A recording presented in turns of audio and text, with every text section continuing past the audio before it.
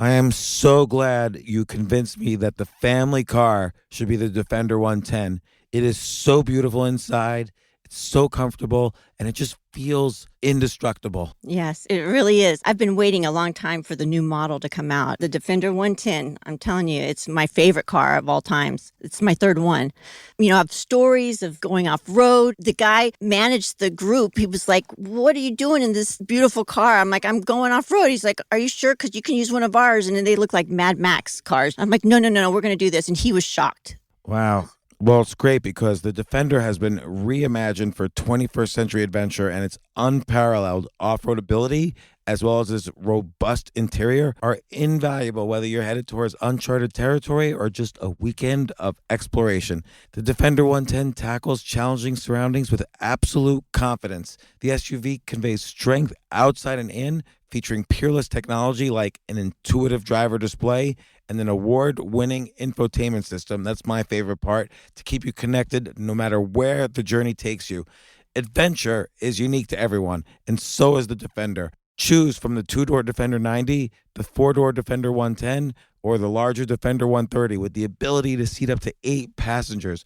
You'll find uncompromising performance in all three. So pack up and go even further with the Defender 110. Learn more at LandRoverUSA.com/Defender.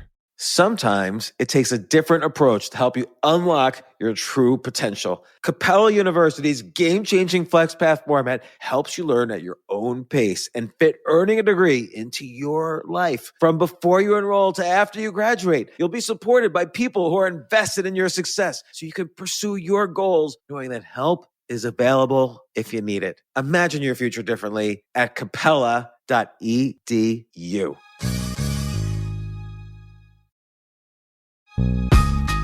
This isn't your average business podcast, and he's not your average host. This is the James Altucher Show. Today on the James Altucher Show. In workshop, you get to tell the story out loud and then see whether people instantly engage with it. Recently, in the workshop that I lead with students, we were talking about used magazine stores and how they refuse to buy people's collections of National Geographic or Playboy because no one ever throws them away, so there is no market for them. And someone else in the group said, "I wonder if that is how the big box of porn in the woods happens." And everyone in that group, 25 people, ages 19 to 60, instantly had this shocked look because they had all, as children, found the big box of porn in the woods. And they all thought it was just them. And they had never talked about finding the big box of porn in the woods. And suddenly, someone had said the thing no one had ever acknowledged. And they were all desperate to tell their story. And the room was filled with 100 different versions of the big box of porn in the woods. It was kind of glorious, and that's what you look for in a story. And that's how workshop kind of allows you to test material to see if people really engage with it in that completely visceral way. And that's what you're hoping for. And it's one of the reasons why I like this book so much is that there's so many things that I never really put words to, but you include this in a book about writing, and I think it is very important.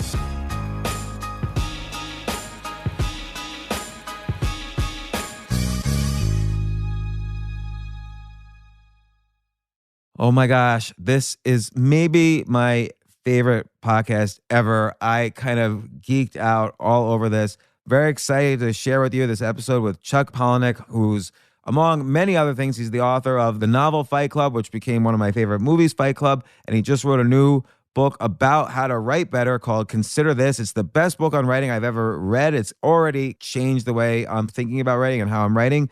And part of being creative and having the energy to be creative is being and feeling healthy. If you're sick in bed, you cannot be creative. So I take a very specific certain superfood supplement every single morning. If you're a longtime listener to the show, you know what I take. I love taking Athletic Greens. It's been a part of my morning routine for about 3 years now. So every morning I take Athletic Greens, I read for 2 hours, I write for 3 hours, and only then do I begin kind of the business aspects of my day. But I want to be supercharged by Athletic Greens when I start writing, and that's how I organize my morning. So now go ahead and picture your morning, whatever it looks like. And now imagine feeling healthier, having all the nutrients you need, and knowing you're actually taking care of yourself. It is a good feeling, trust me. And really, when it comes to eating the right foods and getting all the nutrients I need, I do my best, but I know my diet is not perfect. So that's why I really like Athletic Greens, because just one scoop of it covers all the bases, which sounds crazy, but it's true. Athletic Greens is much more than just another greens product. By the way, if it was just another greens product, I would hate it. There's no way I would do it. Athletic Greens tastes good. It's the most complete whole food supplement available. It has 75 ingredients working together to help with 11 different areas of health. That's why I've truly outsourced my health and nutrition to Athletic Greens. So if you're listening to this and thinking about all the things you could accomplish or how good it would feel to be supported by all the health benefits that Athletic Greens has to offer, take action now.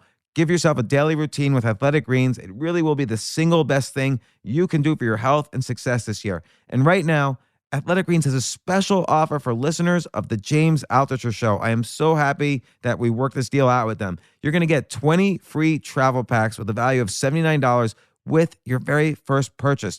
Just go to athleticgreens.com/James and claim your special offer today. This is available in the US, Canada, UK, and EU. That's athleticgreens.com/James. Don't miss this.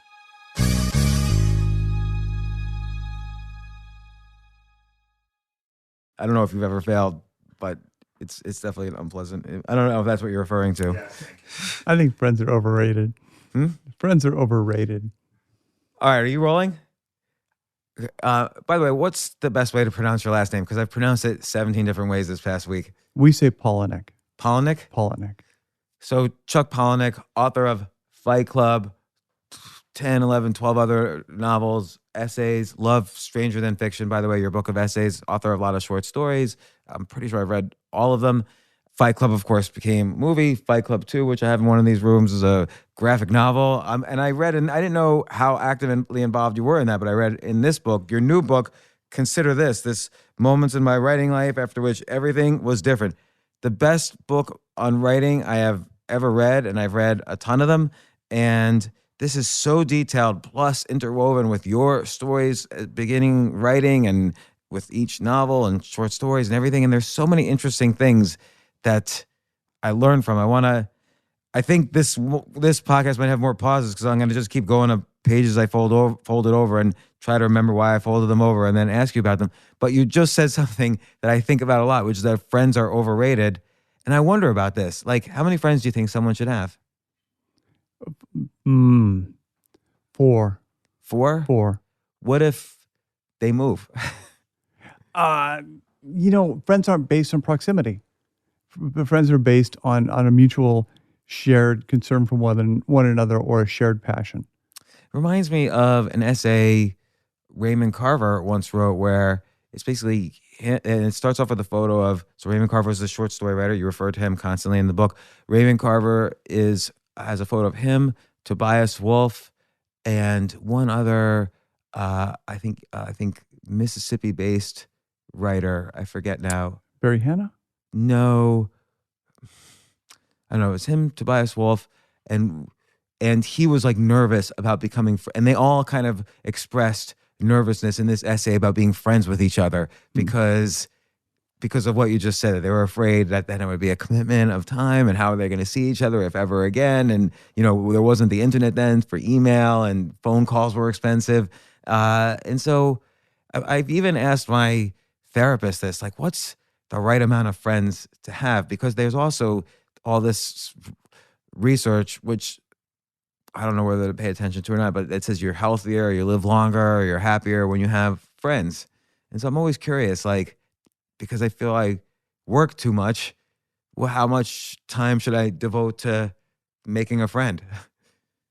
And there's a big chasm between friends and acquaintances, friends and deep acquaintances. And they shouldn't be confused. You can have a lot of acquaintances, a lot of connection, a lot of network, but I don't think that translates necessarily to a lot of friends. Yeah, and I noticed too, and we're going to get to your book, but this fascinates me. I always see people vacationing with coworkers or with business partners. And that strikes me as profoundly stupid because you see them all the time anyway. Like, what else do you want to do with them? Like, you're going to go to the beach and be kind of naked and hang out with them all the time and then go, is that going to improve your business deals with them, or maybe think you're friends with them? You're not really friends with them. So I don't know, this seems to be a common theme in our culture as well. Well, think about Starbucks, because its business model was to be the third place, and the third place used to be church, used to be religion. And so you have family, you had the workplace, and you had your community of faith.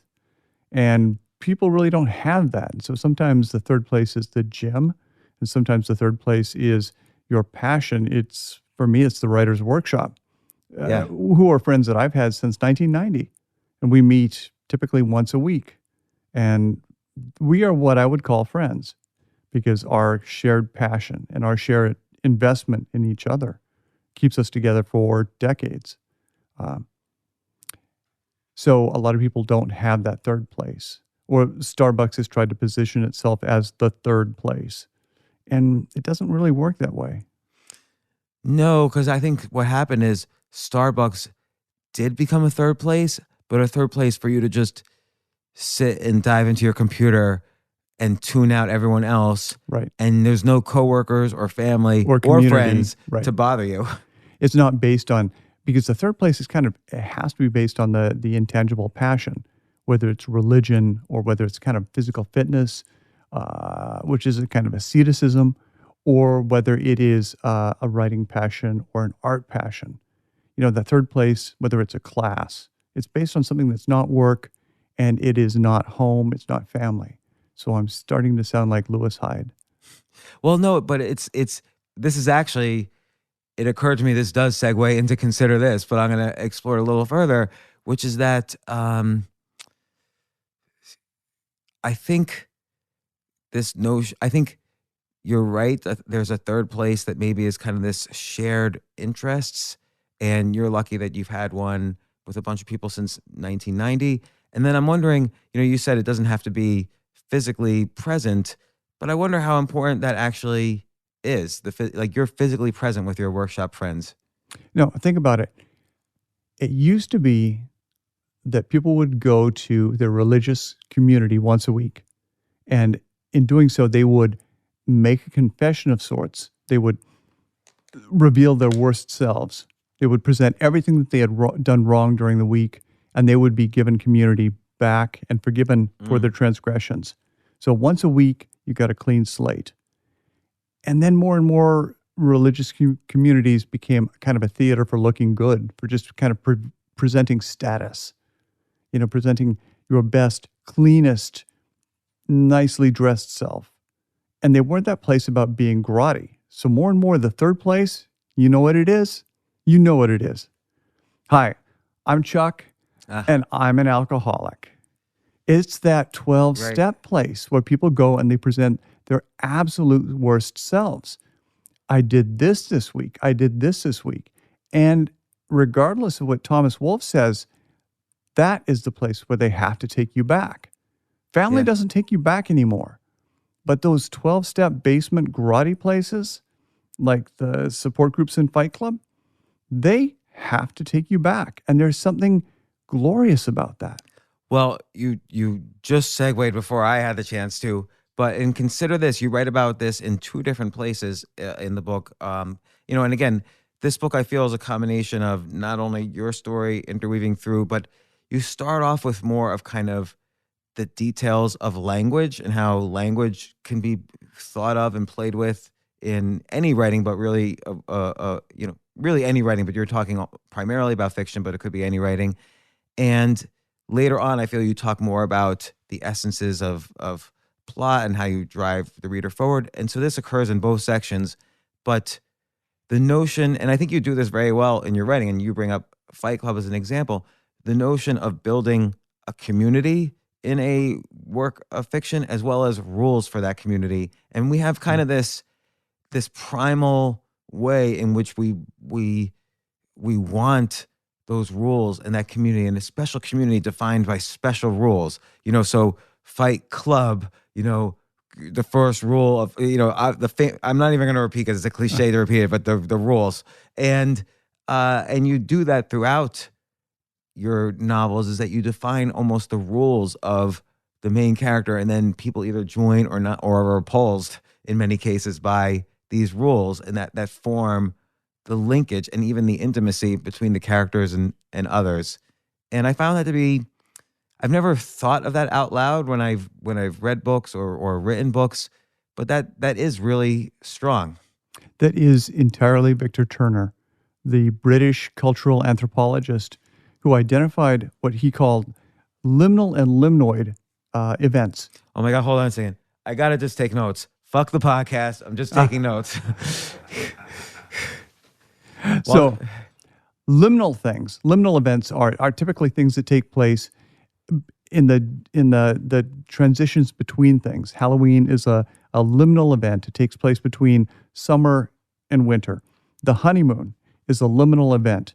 It takes place between being single and being married. You must leave your community typically for 3 days, and after 3 days, culturally, you come back. And throughout all religions, there are these moments, like in 3 Orthodox days. Judaism or Hasidic Judaism, a woman menstruating, there's a before and after in how the husband treats her. I'm not Orthodox or anything like that. I just know. But, I think it's terrific when you look at these and the rituals for liminal things. But Victor Turner also identified what he called limnoid events, which have the nature of liminal events, which are characterized by communitas, which is kind of a leveling of the social hierarchy. Everyone is equal. And it's also limnoid and liminal events are also characterized by a inversion of the power hierarchy. On Halloween, little children who have no power get to dress up as outsider beings. They dress up as the dead, they dress up as the wrong gender, they dress up as animals, and they go out and they demand tribute from adults who are the people who typically have power. Christmas caroling used to be about poor people going to your house and singing songs, and if you did not give them food or gold, they would break your windows. Christmas caroling used to be a frightening thing. Anyway, communitas, reversal of the power hierarchy, and there's something else. Anyway, limnoid events have those characteristics, but they're not typically held at the juncture between things. A limnoid event is Burning Man, where people just decide we're going to throw a big party, which has the characteristics of communitas, where everyone is equal. So that's fascinating. So again, taking your most famous book, Fight Club, that's obviously you're creating this internal made-up hierarchy, which reverses the power structure. That's a lot of the themes of the book.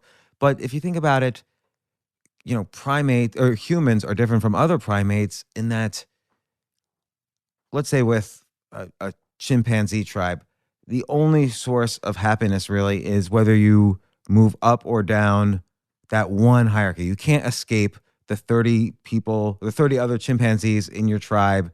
That's, you either get cortisol when you move down, which makes you unhappy, or you get, oxytocin when you move up the hierarchy, it makes you happy, and you can't get away from it. But with humans, I feel, and I've thought about this a lot, you can diversify hierarchies. So let's say you have a bad day at business, which is very hierarchical, from the assistant to the assistant to the assistant, all the way up to the VP and the president and the CEO. That's very hierarchical. Let's say you have a bad day at business. Well, you can go off to the golf course where there's another hierarchy, and maybe you could have a good game of golf and find happiness again. So you could diversify the hierarchies you join.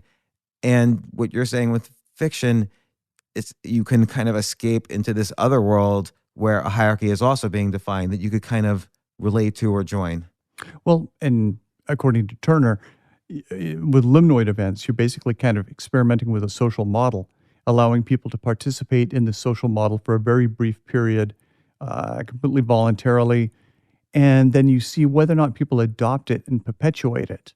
The Santa Rampage, where hundreds of people would get together all dressed as Santa, all using the name Santa, and they would kind of rampage and party through an urban area. That has since been completely taken on by the culture.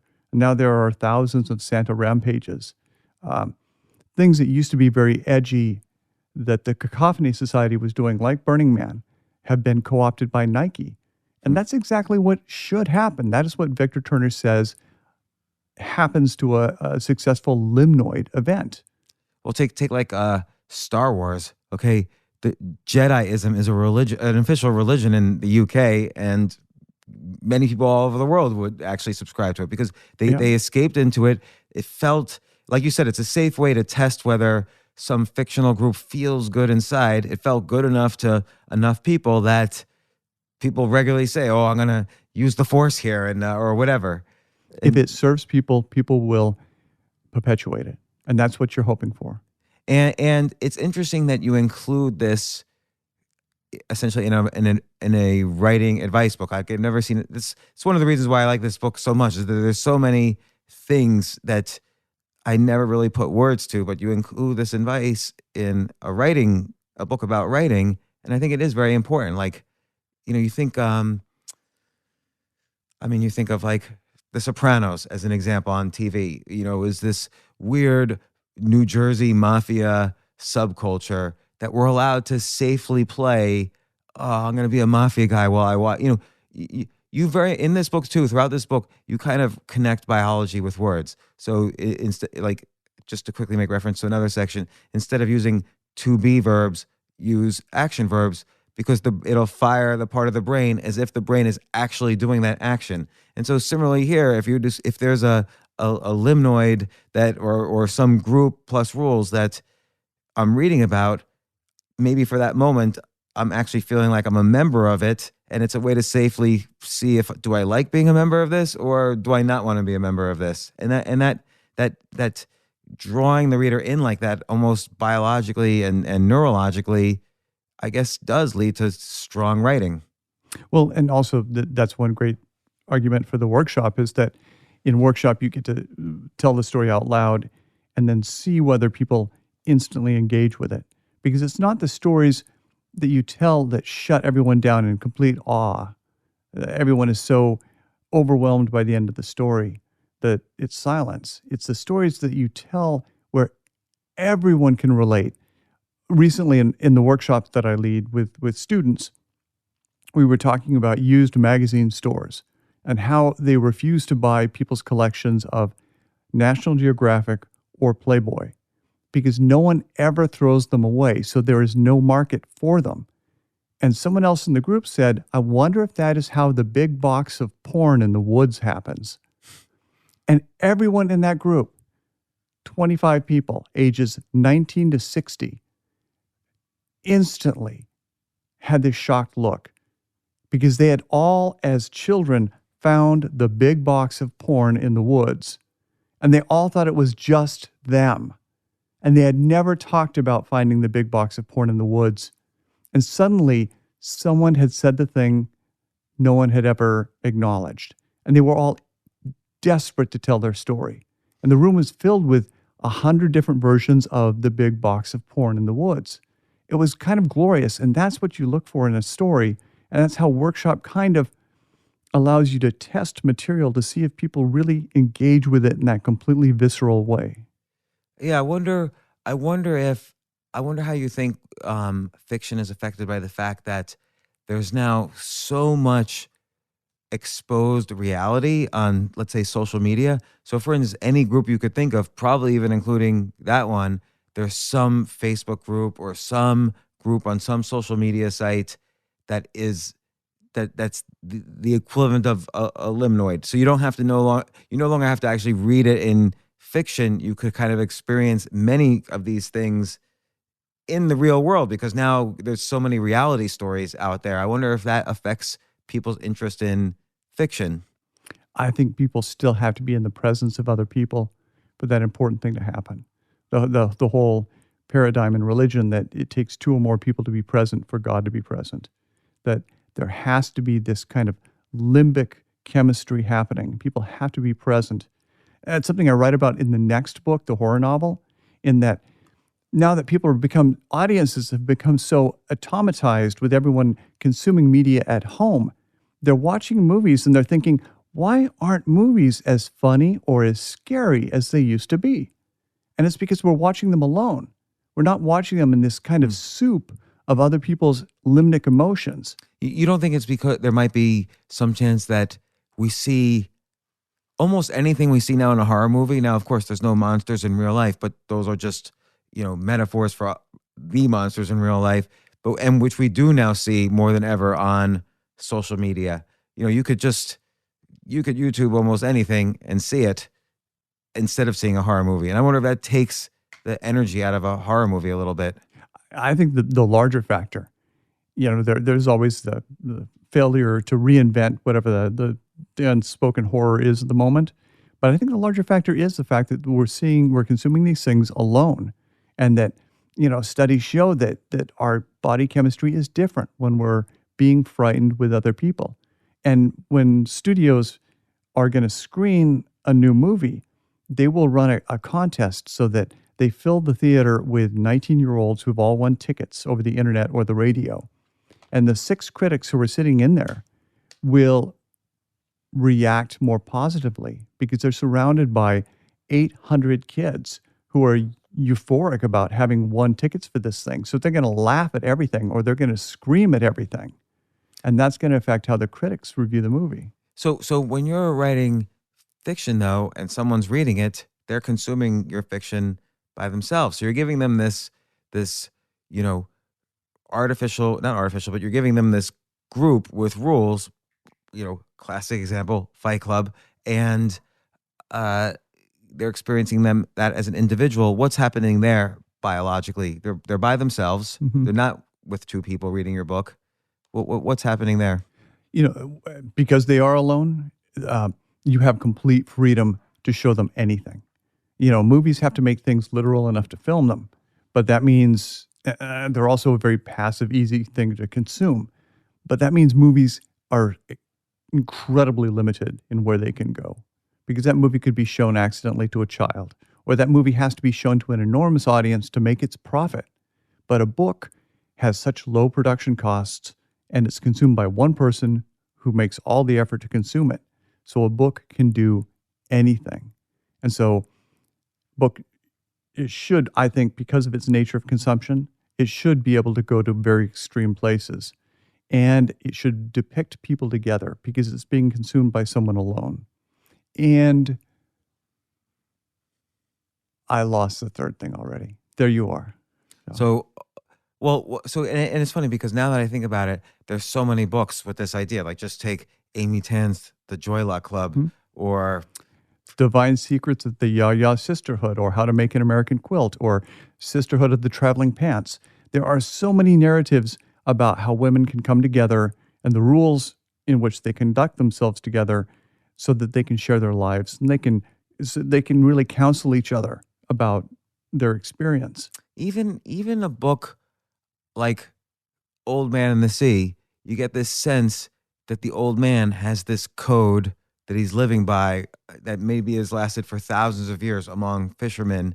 And we all sort of feel like we want to live by this code as well. Like this is like a right way to live.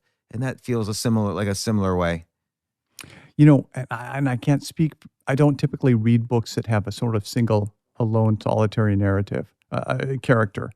I'm thinking of books like Generation X by Doug Copeland. Yeah. Which is a which group of great. friends. Yeah. It defined the whole generation. Right. And B, we all read it in 1992 or 93. And we were like, that's me. And we all talked to our friends about it. It did define the generation. And it's so funny how right now the millennials or Generation Y or Generation Z, they are dealing with exactly the same things that were dealt with in Generation X. Student loan, the inability to buy property, diminishing wages, everything that Doug complained about in that book is exactly what people are complaining about now. And even the feeling in someone saying to you, you're not going to do as well in life as your parents. Right. Because that was the big theme in the book Generation X, that your parents lived a good life. It's not going to happen to you. And the exact same thing are being felt by our kids today, the Gen Zs today. He coined so many terms, and one of them was the Jack and Jill party. Do you remember that term? I don't remember. It referred to the fact that you had to invite both your male friends and your female friends to a wedding shower in order to get the quality Eisenhower-era gifts that you would have gotten in a previous generation. To get consumer goods of greater value, you had to invite both genders. So wedding showers became Jack and Jill parties. So it was all about sort of trying to keep up with your parents' standard of living. Again, this reminds me of also Kurt Vonnegut's Cat's Cradle, where he creates a set of words even to describe I don't know how to say Bakuman's religion of how people are really relating. And so suddenly you want to start, your mind starts thinking, you want to start using those words, and you start noticing the same things in your own life. So it's interesting. I'm gonna get to some of the things you say about text and the use of words, but and then we'll get into kind of more of these issues of plot and devices. But you have this one chapter I thought fascinating called textures, and you basically say things are descriptions, instructions, or exclamations, and it's good to kind of mix these. And I never even thought of it that way. I do think, over my own 30 years of nonfiction writing, that I've used a lot of this device instinctively, but actually putting it to words, it makes a huge sense, and I never thought of it this way. But if everything is just description, it's boring. Nothing could be just exclamation. And, if it's just instruction, it doesn't make any sense either. The kind of mixture of the three sort of helps a narrator create a story, create a plot. Think of it like camera shots. You've got the distant shot coverage, you've got the medium shot, you've got the close-up. And so you're kind of juggling your depth of perception by, the way in which you tell it, whether it's description or imperative or onomatopoeia. Yeah, and then there's another thing that you say later on too, which is mix first, second, and third person, which I never thought of. And I remember I have this book somewhere called Points of View, and it's short stories where each short story, though, okay, this short story is in the second person, this short story is in the first person, this is third person omniscient. And second person is always an interesting way to describe the difference between persons because it's an unusual one. It's using the you, but Bright Lights Big City did it. Right. Mark Richard did it in his kind of memoir-esque book. But it's interesting. I never thought about combining all three.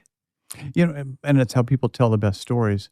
And you listen to really good out loud storytellers, they will sort of vary their pace, vary their sort of closeness to the subject by changing the point of view. Yeah, because you could imagine like a story like, let's say I'm telling you a story and I'm saying, imagine you just walk into a bank and there's the bank robber. I didn't know what to do, but the whole bank was just on the ground. And then I just use second, first, and third. And it brings you in right away. Yeah. And then it's my experience. So you want to find out what happened to me next. And then then you're seeing what everybody's doing in the bank, maybe even me. Well, and I think more importantly than, investment in the eye establishes the context for the story, who's telling it, so that it's not a made-up story because someone's actually taking responsibility for having been there and witnessed it, and someone is being accountable for the telling of the story. It's not just a, third-person omniscient sort of distant story. Yeah, so, and another thing you say about the eye, you say submerge the eye. So, and this one's interesting because I think this one's a subtle thing. If someone's telling a story in the first person, they think they're telling a story about themselves, but there's a danger to go overboard and maybe even have a little ego in it, which people can sense when they're reading. And I think, so maybe you want to describe submerging the eye, but my impression is and you use a great example, is The Great Gatsby. Nick, it's sort of about Gatsby, and you get Nick almost seems like a bland sort of person because he's submerging the eye. I can think of examples though where somebody is very much an I in a book, but it works really well when you're either self-deprecating or vulnerable in some way, or you give some other person's status over you in the story. And that's what works so nice about apostolic fiction.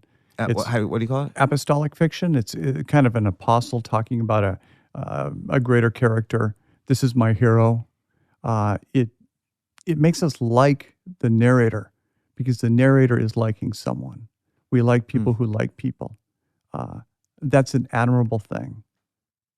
Yeah, I guess think about Hermann Hesse's Siddhartha as a classic example where it's not from the point of view of Siddhartha, it's just his friend who looks up to him. So it's interesting. But yeah, I like this idea of mixing the textures, mixing the persons, sort of changing what I think are the normal rules of how people think about writing. And that's another kind of wonderful trick is if you can write in the third person, but make it incredibly voicey third person. So there's always this inference that a real person is telling the story. It's not the voice of God. It's not some stream of consciousness, perfect language person.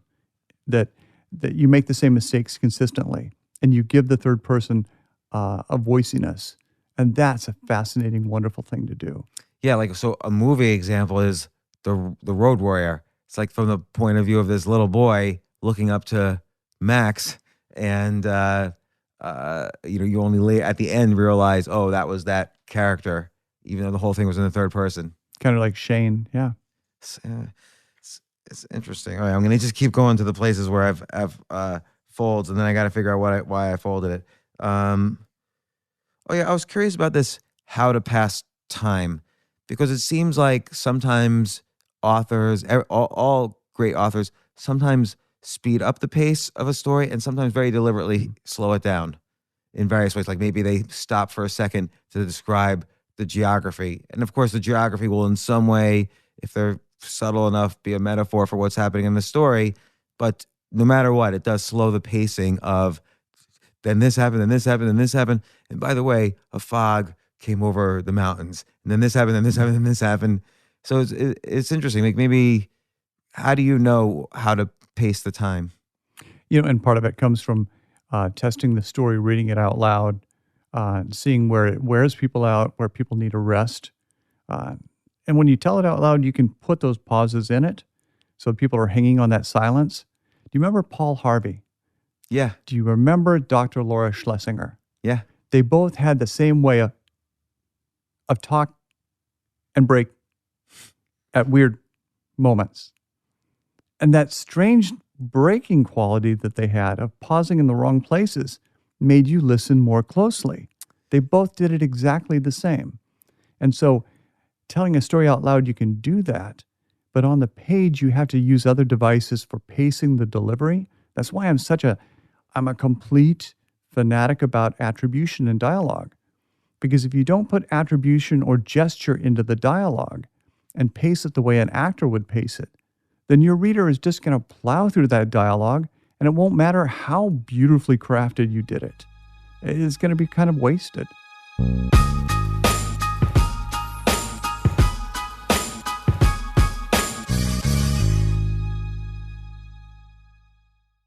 Okay, I want you to do this. Google Fight Club, as in Fight Club, the movie. The first thing you find is the movie description, and it says this. It says, a depressed man, played by Edward Norton, suffering from insomnia, meets a strange soap salesman. I feel like I've personally identified with that character. I'm kind of like both sides of that, a depressed man with insomnia, and I've been a strange soap salesman. Someone who's overworked, sluggish, stressed all the time, depressed, not getting enough sleep. That was like 10 to 15 years of my life. It's the complete opposite, though, of how I want to feel. I want to feel creative. I want to feel healthy, energized. I want to feel happy with my relationships. I want to feel focused. So I'm going to tell you what I do personally to feel this. First off, I always try to eat well, sleep well, move well. And I try to have good relationships in my life. I try to be creative every day. But also, very important, I do drink athletic greens. And I'm so happy that this favorite resource of mine is a sponsor of this podcast. If you've been a listener to the podcast, then you already know that I love athletic greens. Athletic greens is the quickest, easiest, and most complete superfood supplement out there. It's designed to support your body's nutrition needs across 5 critical areas of health: energy, immunity, gut health, hormonal support, and healthy aging. These are all important topics in my life, and you've heard me talk about them tons of times on this podcast. Athletic Greens spent 10 years with top nutritionists, naturopaths, and doctors to create a comprehensive formula. The formula is designed to help you adapt as your daily needs change due to stress, sleep patterns, or an imperfect diet. And guess what? You're going to change every day. Some weeks are stressful, some weeks aren't. So you're going to have to know how to change your diet accordingly.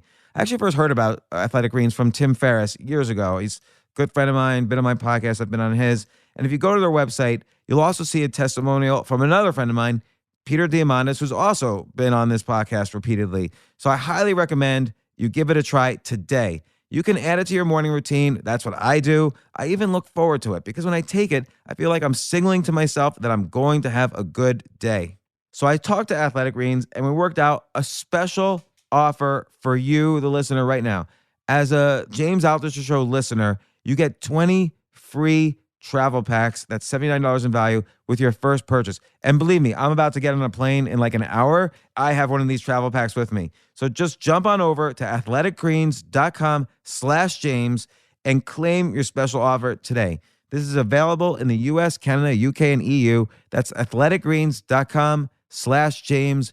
Don't miss this.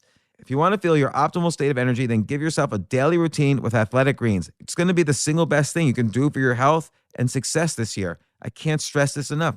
That's athleticgreens.com/James to get started.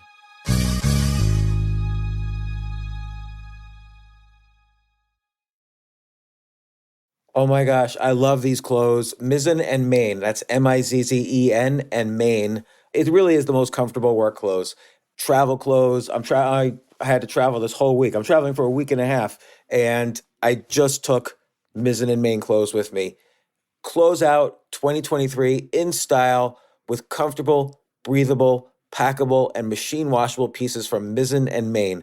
As you wrap up your year-end goals, enjoy a Mizzen and Main dress shirt that you can wear confidently. I like that they've very, very just nice, solid colors. I don't really like to get all fancy in patterns and everything, although they do have some pattern shirts, but very comfortable clothes, stretchable pants. It's just super comfortable, but they look professional and you can wear them casually or professionally. I like some of their flannel shirts or untuck shirts. I love untuck. I never tuck in. So again, whether you're shopping for a special someone or giving yourself the gift you really want, I just buy myself gifts. Mizzen and Main is the perfect gift for any guy who works, travels, and or cares about looking and feeling great. As you could tell by my many photos across the internet, I care about looking fantastic. I'm practically a model. And let's be honest, every guy loves to look great. So again, shop now at mizzenandmain.com and save 20% when you spend $130 or more using promo code James. That's promo code James at Mizzen and Main, Mizzen and Main.com.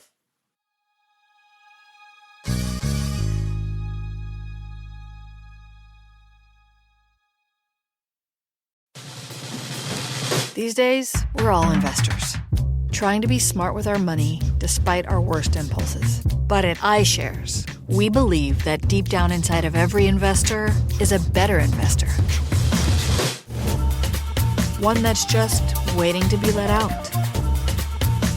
Explore iShares ETFs and insights and let your best investor out. Visit iShares.com for more information.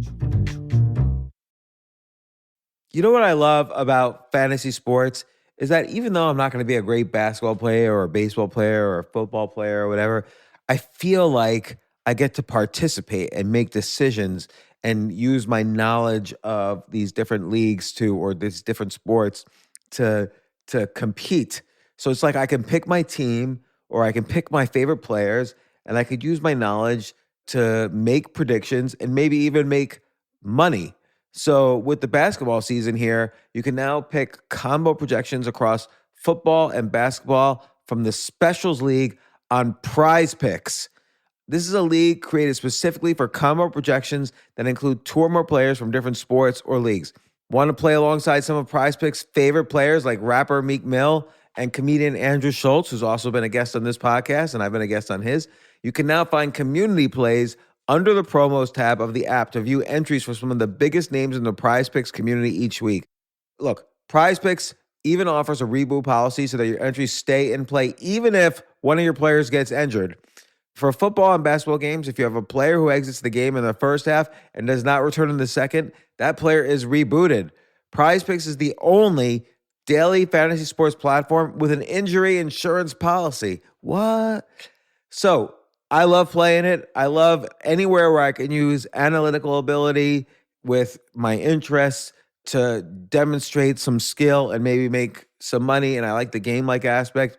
I do wish they had chess as a category on prizepicks.com, but I'll settle for what they've got. Maybe I should make my own fantasy chess league. But in any case, I love PrizePicks. Go to prizepicks.com/James.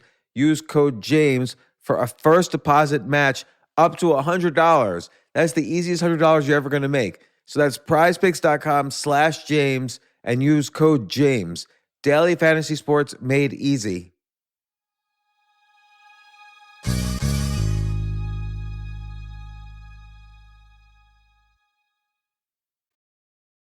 Did you ever read Journey to the End of the Night by Celine? No.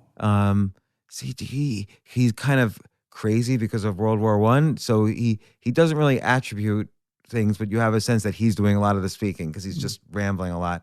But he has a lot of repetition, and I think in your books, for instance, you often have a lot of repetition in sentences to kind of create that extra pacing.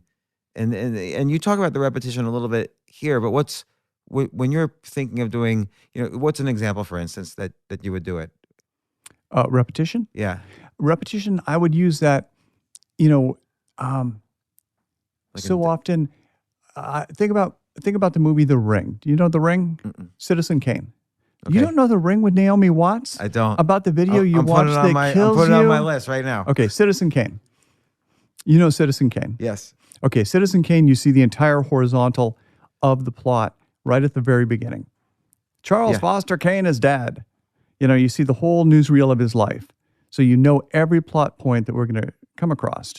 And so as we reach each plot point, your brain is getting a little pop of serotonin. Like, oh yeah, I know that. That was in the newsreel.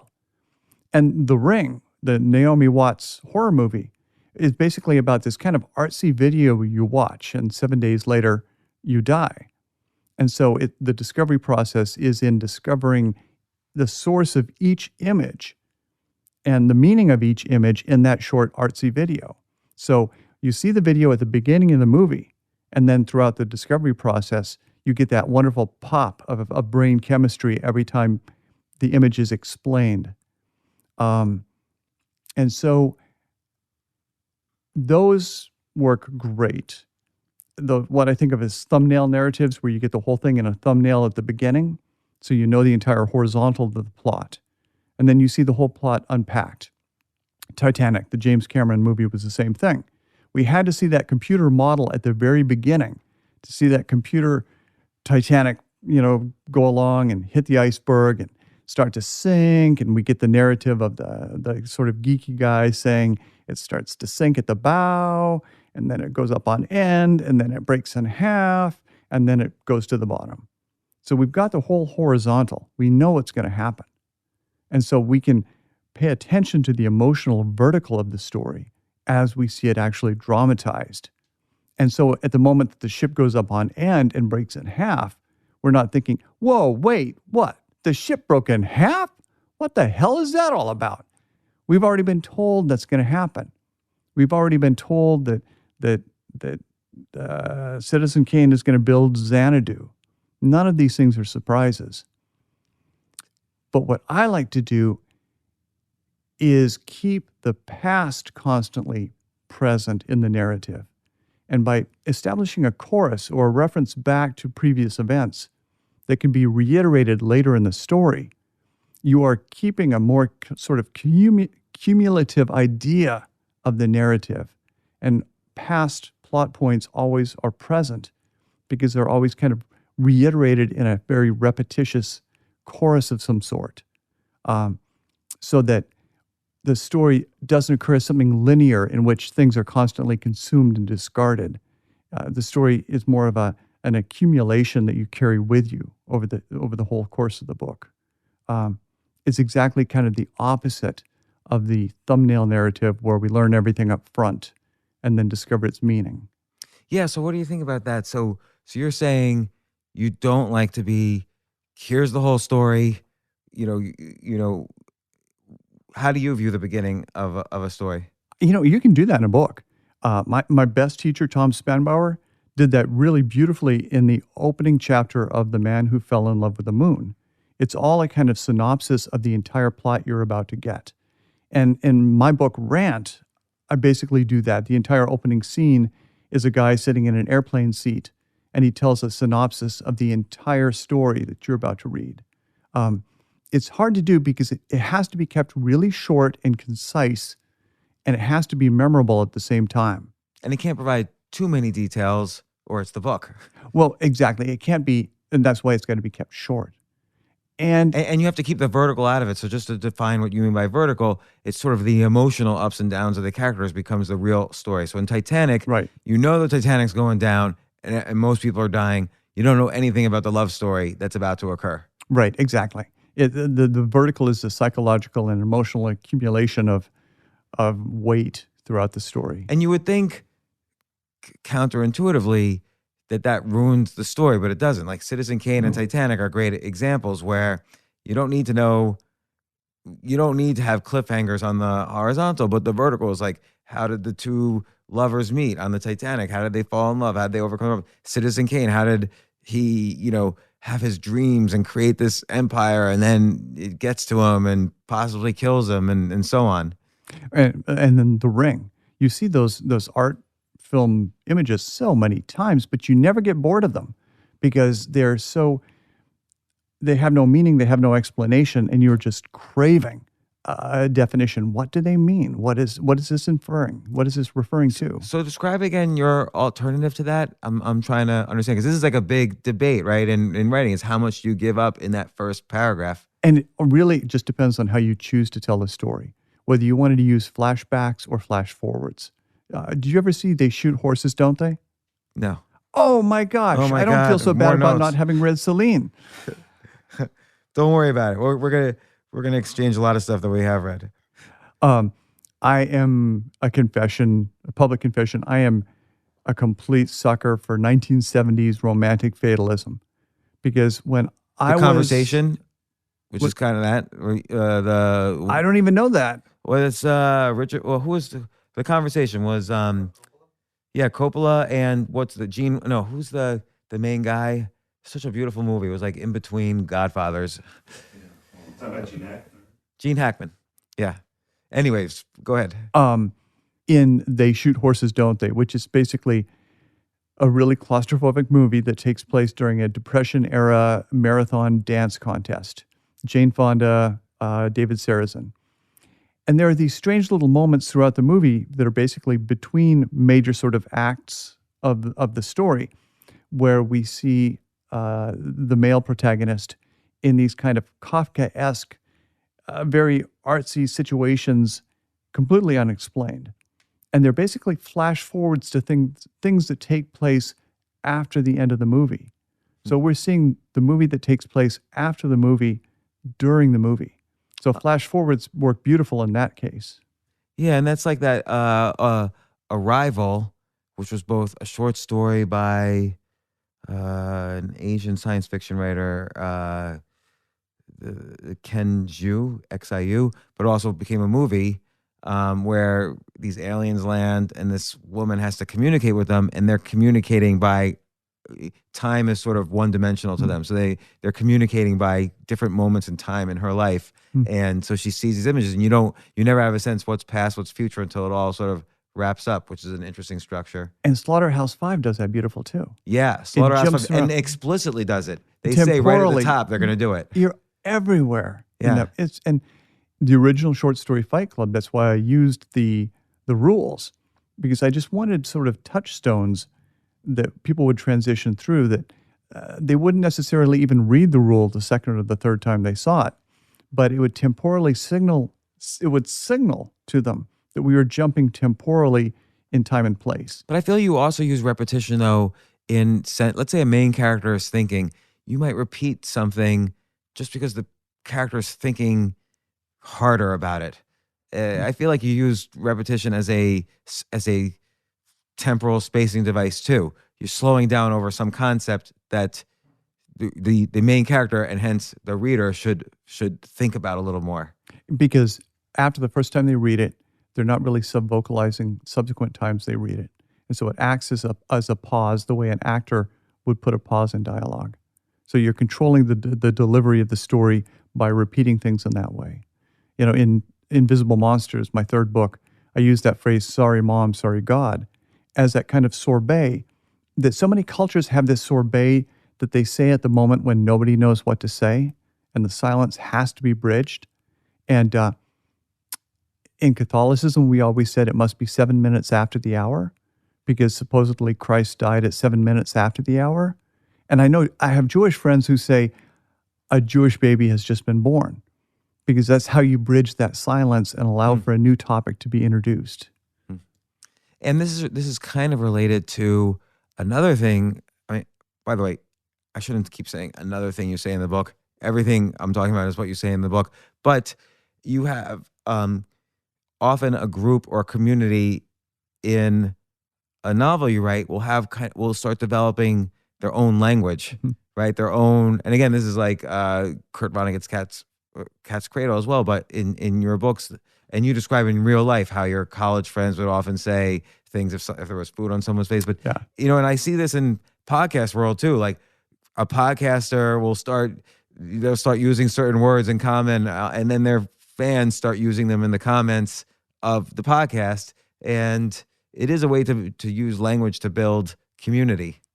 And it all goes back to Victor Turner and the idea of this experimental limnoid thing that we live in, and accepting it and getting to play with it is just so much fun.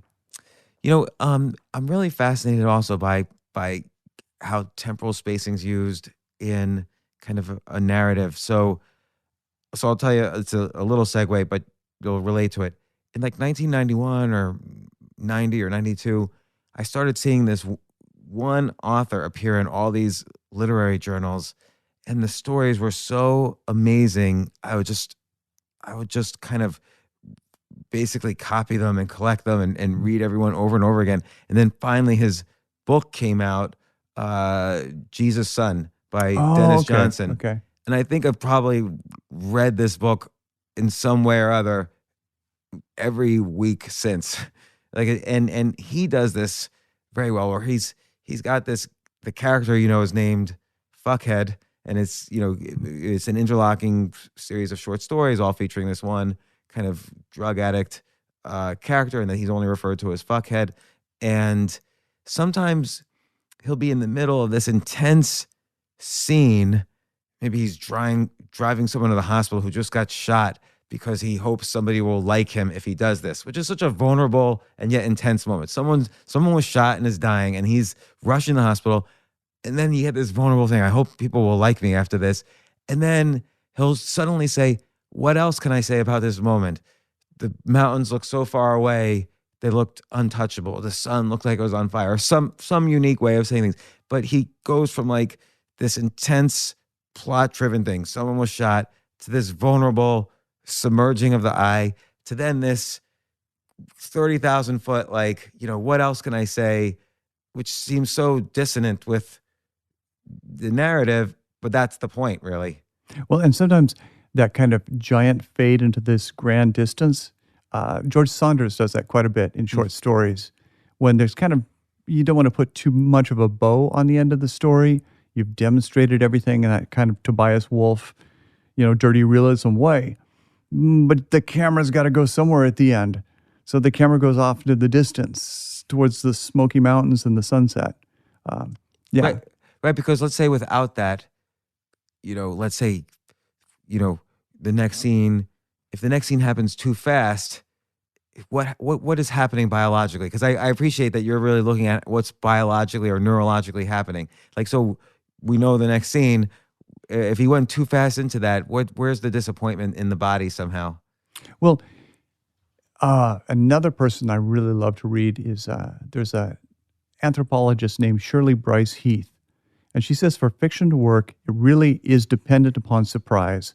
So there's always got to be a kind of poetic enjambment or a subversion of the expectation. So have people expecting something and then give them something, either a socially inappropriate reaction, which always occurs as humor because it denies the drama in the moment, or give them something completely different that sort of negates the moment and redirects them very quickly.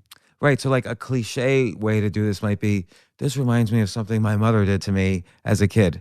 That could be a cliche way of doing it, where it's just a little too neat to go from the story to a metaphor about your childhood and then back to the story. So Dennis Johnson in that one case is just taking you on this view of a 400, and he refers to, the glaciers in the Ice Age carved out these mountains. Right. He's going 400,000 years back in time. So it's just this weird interlude while he's hurrying to the hospital with a guy dying in the back of his shitty car. And in a similar story, but a much more kind of poignant moment, is in the story Emergency, where he is stumbling through this snowy landscape as snow is falling with his friend late at night. And they're both very high. They both work in a hospital emergency room. And he comes over a rise and he sees angels descending from heaven above a military cemetery, all these white crosses, all in rows. And these angels with their beautiful faces breaking through this wintry black sky. And he realizes this is the second coming of Christ. And he's completely in awe. And he's about to die. He's so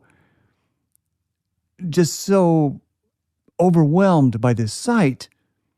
And then the friend he's with is saying, dude, check it out. They're showing movies during a snowstorm.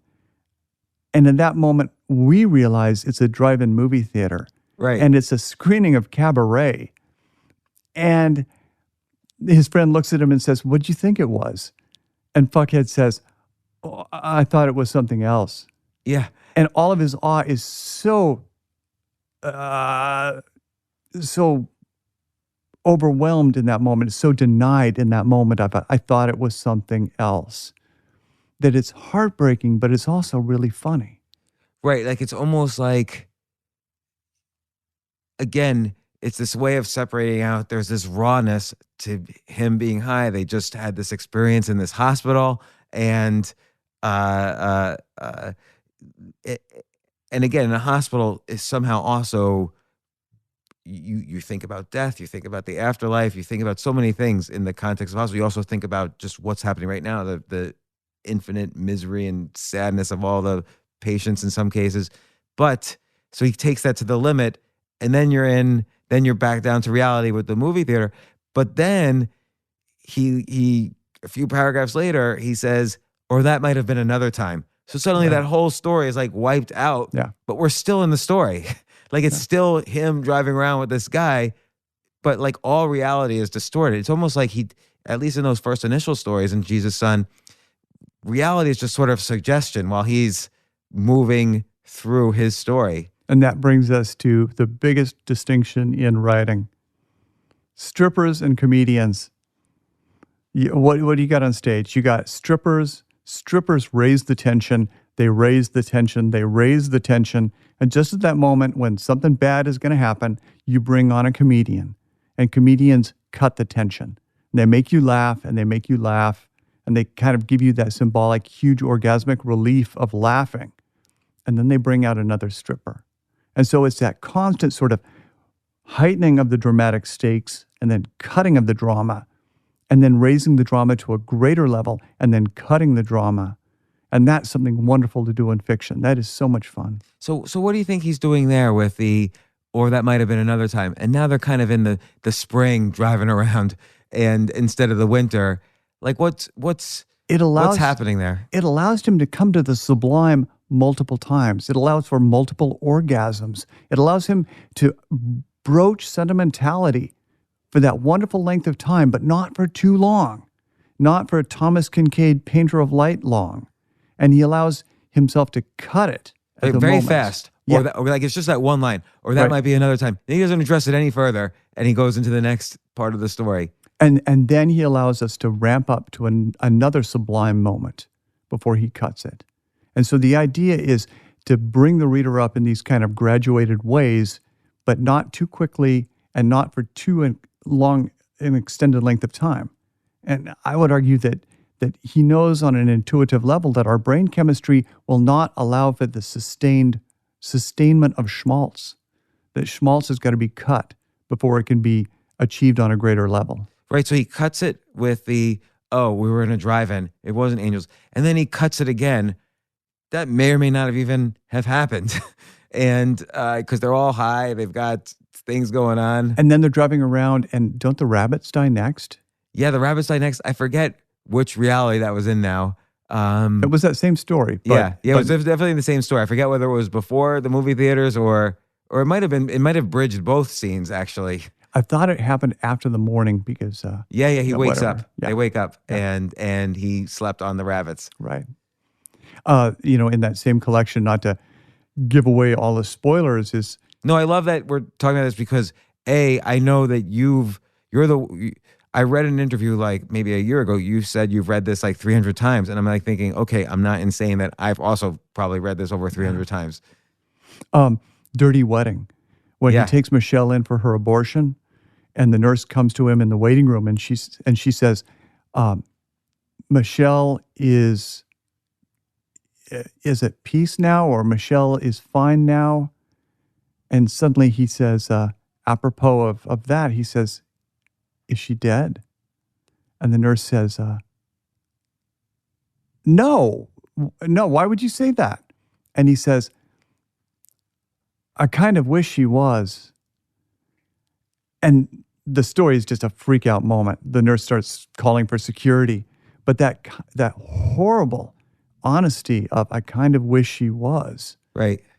Just makes you want to read Dennis Johnson for the rest of your life. So he does this submerging of the eye there, and it's also cutting the sublime, like in the sense that another part of that story, you have religious people whispering into the ear Right. of his girlfriend while she's going towards the facility to have the abortion.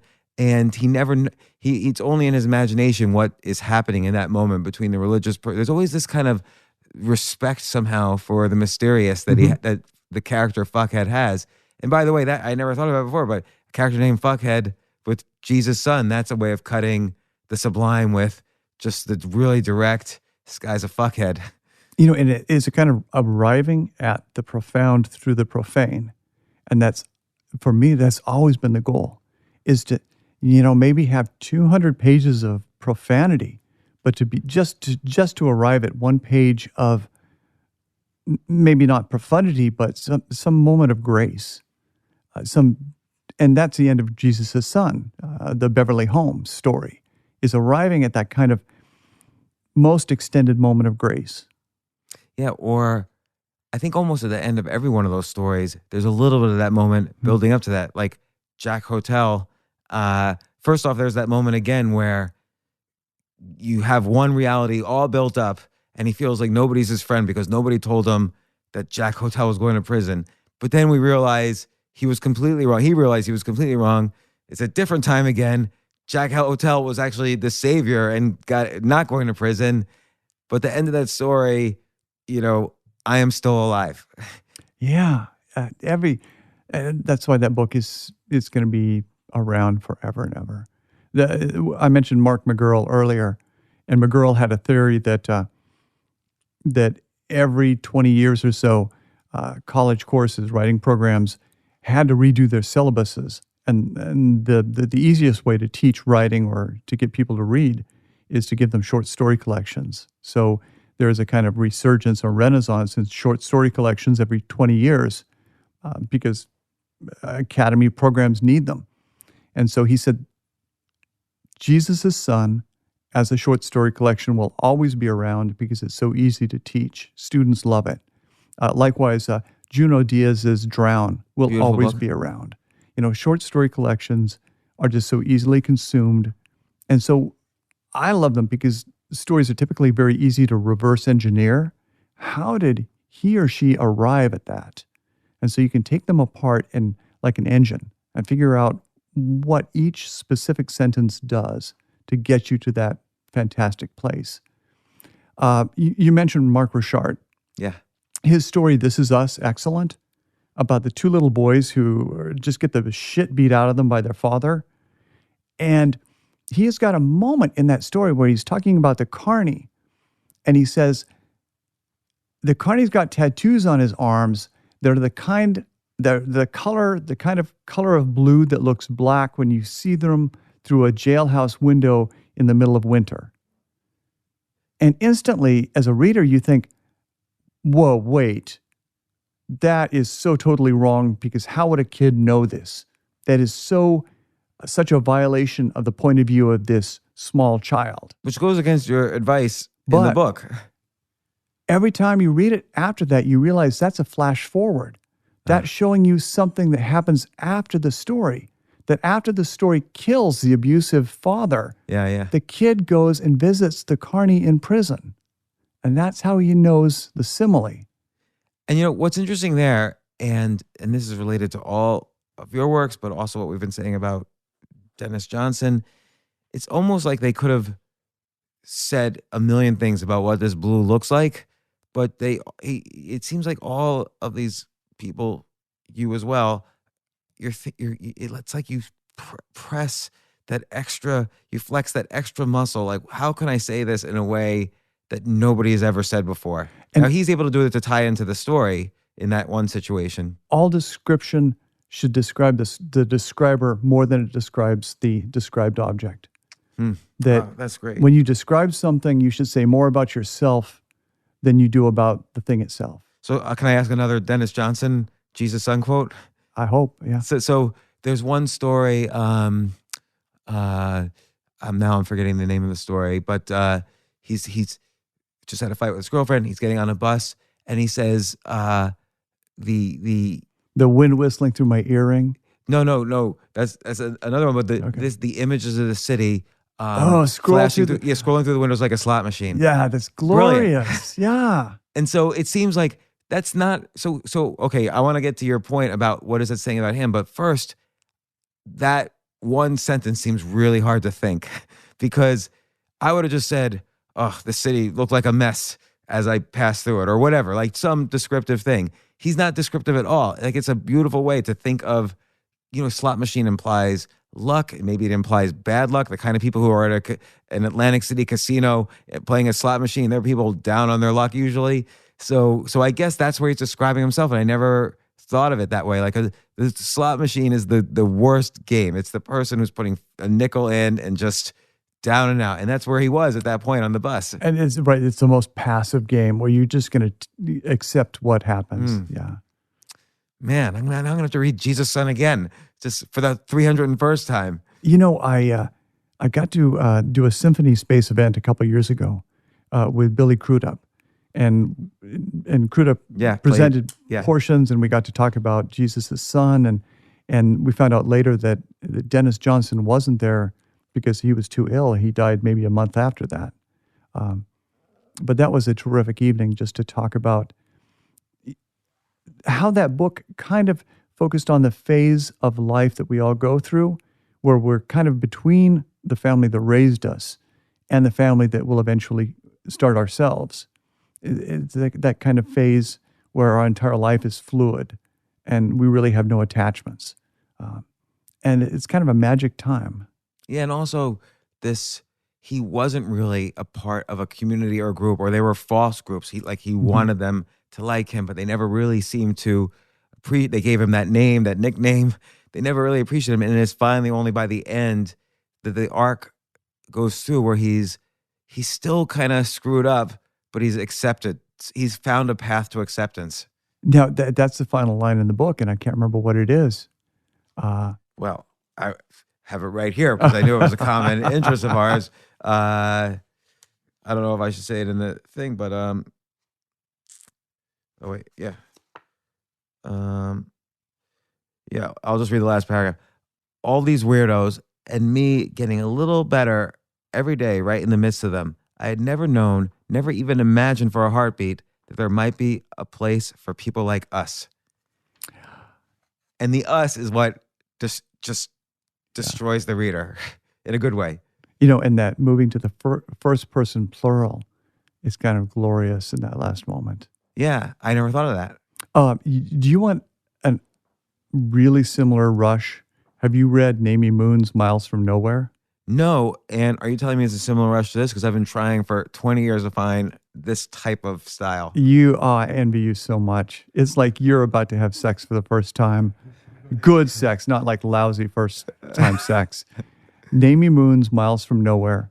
Amy Hempel called me from Chicago, and she said, I've just met this writer, Namie Moon. She's a Korean-American. She's written this short story collection about a 14-year-old girl living on the streets. It's extraordinary. You've got to read it. And I've since gone out and bought copies and copies. It's one of my favorite books to give away. It is so good. You'll lose 2-3 hours. You won't put it down. So by the way, the 1 second after this podcast ends, I'm going to get that book. But so it seems like there's that style, and I'll read her. But let's say Dennis Johnson's like the pinnacle of that one type of style. Maybe Raymond Carver fits in there, maybe a little bit Tobias Wolff. And then there's another style, I feel, which is yours, which is very energetic, very descriptive. The characters are really intense in some way. And it reminds me of maybe T.C. Boyle a little bit in some way. Yours tends to be a little more, you use the word transgressional, or your characters are definitely pushing some limit, and we have to go along for the ride or not. It's our choice, but either way we get a story. And would you kind of define these two styles that way? Well, because you describe yourself as minimalist, and I wanted to ask about that too, because there's a different styles of minimalism. I'm going to reel it way back to the Mark McGurl book, the program era, and one of the ideas that McGurl kind of floats is that academic writing programs, in order to assign standardized grades, had to in effect standardize fiction. So modern literary fiction, not genre fiction, but literary fiction, is now, it has to be one of three different forms. It has to be technomodernism, which he would say it was David Foster Wallace and Thomas Pynchon and Gaddis, or it has to be high cultural pluralism, which would be anything from a marginalized standpoint. Sandra Cisneros, Amy Tan, Colson Whitehead. Would you put Junot Diaz in that? What's that? Would you put Junot Diaz in that? Exactly. Yeah. And the third is dirty realism, which is sometimes called Kmart realism, which is Joyce Carol Oates, Raymond Carver, Dennis Johnson, Tobias Wolff. Bukowski. Exactly, yeah. And so if it's not one of those three, it's really, really hard to get it into the culture, because the culture has become kind of clamped down in the same way that academia has been clamped down.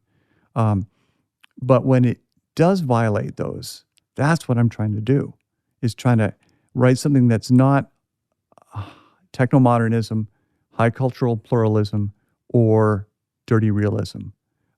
And that's something that Vonnegut did.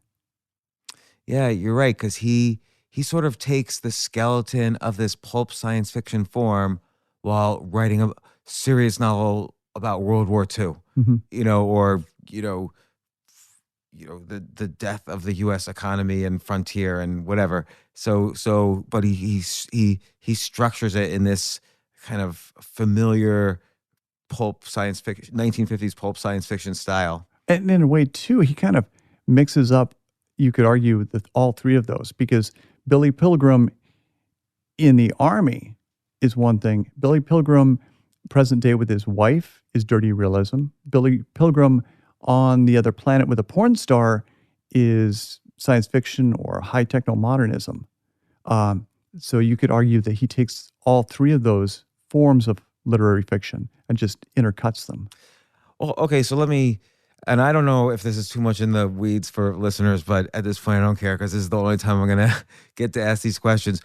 With Pynchon, Gaddis, and David Foster Wallace, I feel like it's a little different, because it's almost like they're, and all credit to them, everybody's so much smarter and better than me. But it's almost like their fiction doesn't make sense until you dive in on the structure and see how the actual structure of the novel is in itself telling the story.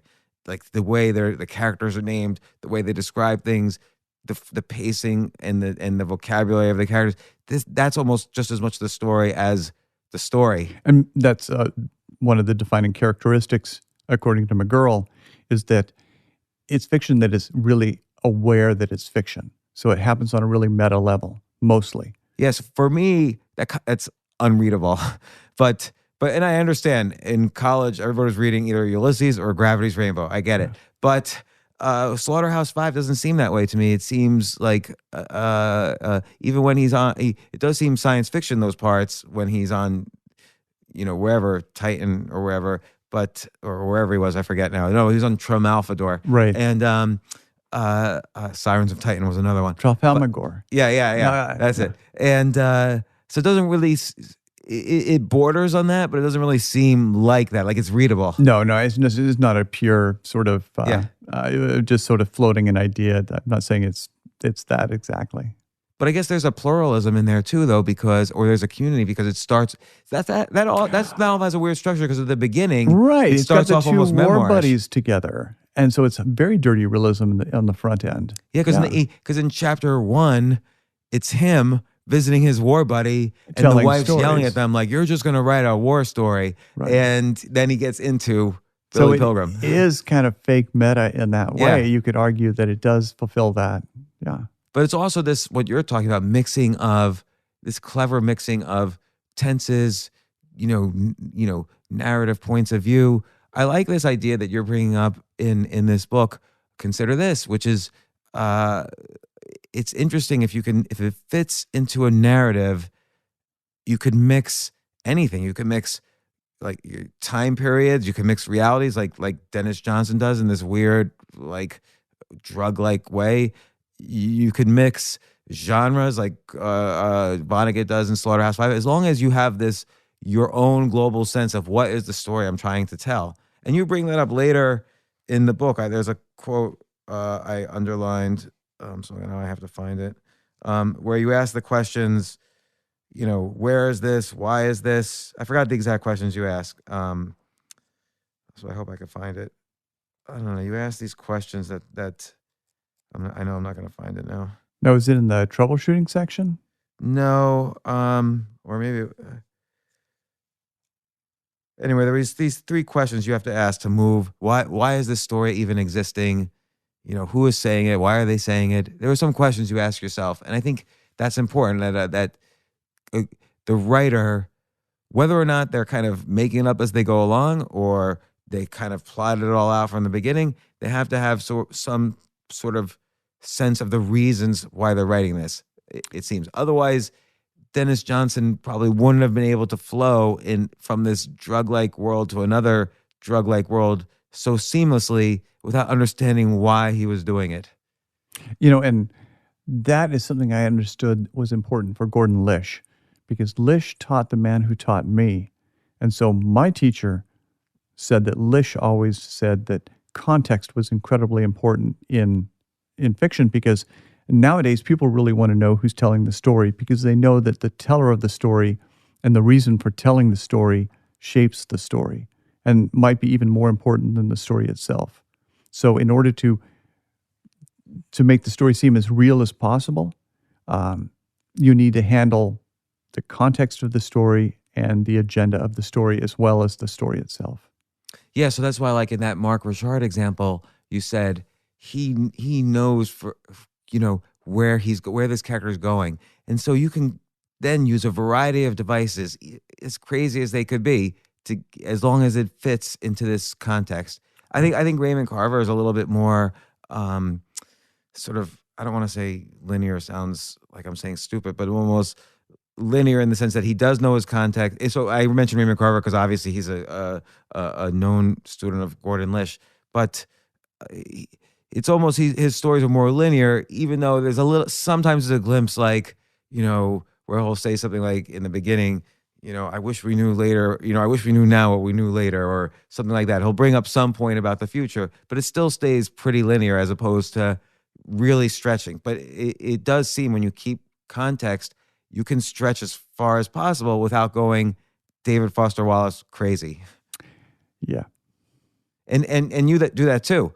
Like let's just take a short story of yours. Gosh, I'm sorry, I forget the name, but it's the one where guy's about to have sex with a girl and he's injected his He's piece. exposed himself to genital warts so that he can change the size and shape of his penis. Yeah, and I got the sense not just genital warts, with like everything he can get Right. from the prostitutes. So he's basically creating this work of art down there, and we're kind of there. It's a cliffhanger, right? You're not saying the story, what the end is in the beginning. We know all we know in the beginning is something intimate maybe is about to happen, but there might be a controversy.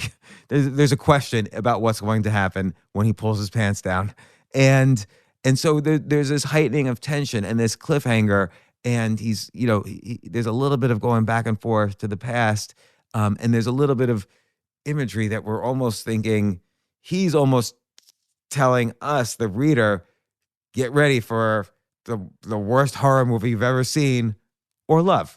Yeah. Like and that happens right up until the very last line. Right. Where, I won't give away the end. But so what's happening there? There's obviously a context and it's somewhat linear, but there's other things you're doing too, which you're taking the reader beyond their comfort zone in a different way. And you're also establishing plausibility through gradual sort of heightening of cultural precedent, which I'm not sure if I invented the term cultural precedent, but it's the idea of taking what people know and using that to bridge to what they don't know so that they will accept it.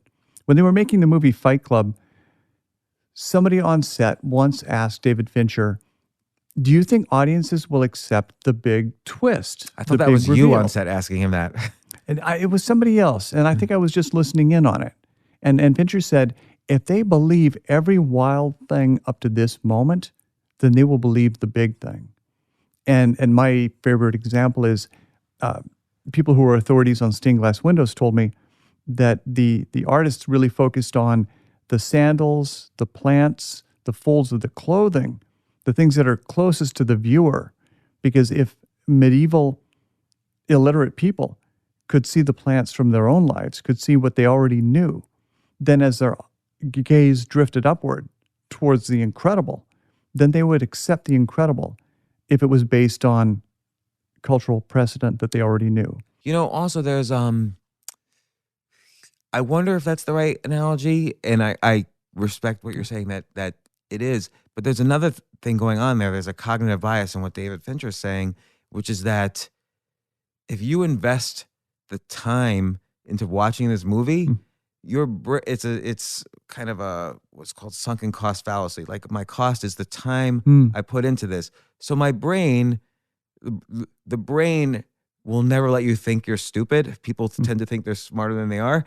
The brain will never let you think you're stupid. So if you've invested this time and you're enjoying the movie so far, your brain, and then something happens, what he's really saying is your brain's not going to let you think after you've spent all this time that something irrational just happened. So I don't know if you're familiar with the fine literary art of email copywriting, but if you get an email advertisement, it's not just, hey, here's CBD oil, buy this. It might be a 40-page email because they'll filter out the non-customers in the first page or two. But then if someone's going to read all 40 pages, they're going to be a buyer because their brain's telling them, well, you read all these 40 pages for a reason. Now you probably think this is good. Now you're going to buy. So because I always wonder, why are these emails always 40 pages? And that's the reason. I had no idea. Yeah. But back to that one story, which was originally called Garden of Ethan, about the genital warts. It starts with all these very sort of standard body modifications and how they were accepted and how they were, they kind of, they ramp up. And so each one is introduced, made plausible, accepted, acknowledged, until the ultimate reveal of what his body modification is. And so this kind of moving from the cultural precedent of what people know and gradually stepping them up to what they don't know so that they accept it. Well, and it's also right. So it's the body modification, but it's also the standard trope that we all know of those first intimate moments where, oh, who's going to take off their shirt first? Who's going to take off their pants first? And so, which is narrated in a billion stories. So you're borrowing that, I hate to use the word trope, but you're borrowing from that structure, and then kind of, so we all identify, okay, is this going to be, what's going to happen? And we've bought into the structure because we've seen that before and we've experienced that before. But then you take your own twist and turn, your transgression, and I found that fascinating, that you're borrowing probably from multiple structures, like the body modification one, the first moments of intimacy one, to take it in, and then you get in the reader's confidence this way, and then it's like totally screwed up after that. And it works out loud. I hate going on tour with a story that doesn't work out loud. And there's no way to save a book event if the story doesn't work. And it's a story that grabs hold of people and keeps them on board and that they love.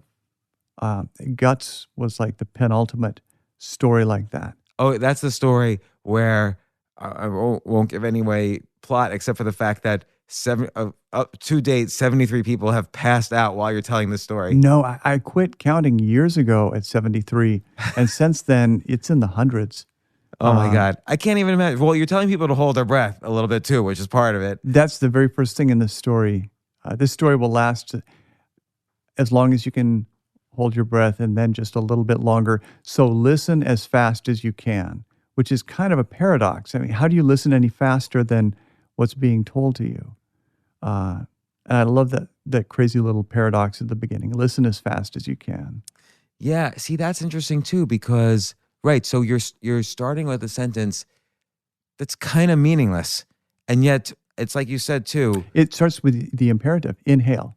Yeah. Take in as much breath as you possibly can. This story will last as long as you can hold your breath, and then just a little bit longer. So listen as fast as you can. And then it cuts to description. A friend of mine, when he was 13 years old, he heard all about pegging. At 13 years old, my friend's a little sex maniac. He's always looking for a better way to get off.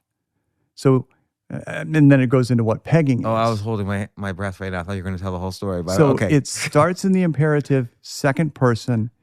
It hints at the first person, a friend of mine. And by doing so, it submerges the I. It says we're going to talk about somebody else, and then it immediately moves into descriptive third person. See, okay, but let me ask you about the listen as fast as you can. How'd you come up with that line? Because you must be thinking to yourself, this doesn't make any sense. And yet, of course, it fits into the story, because if you don't listen as fast as you can, you're going to pass out. Somehow it makes logical sense, even though it's meaningless.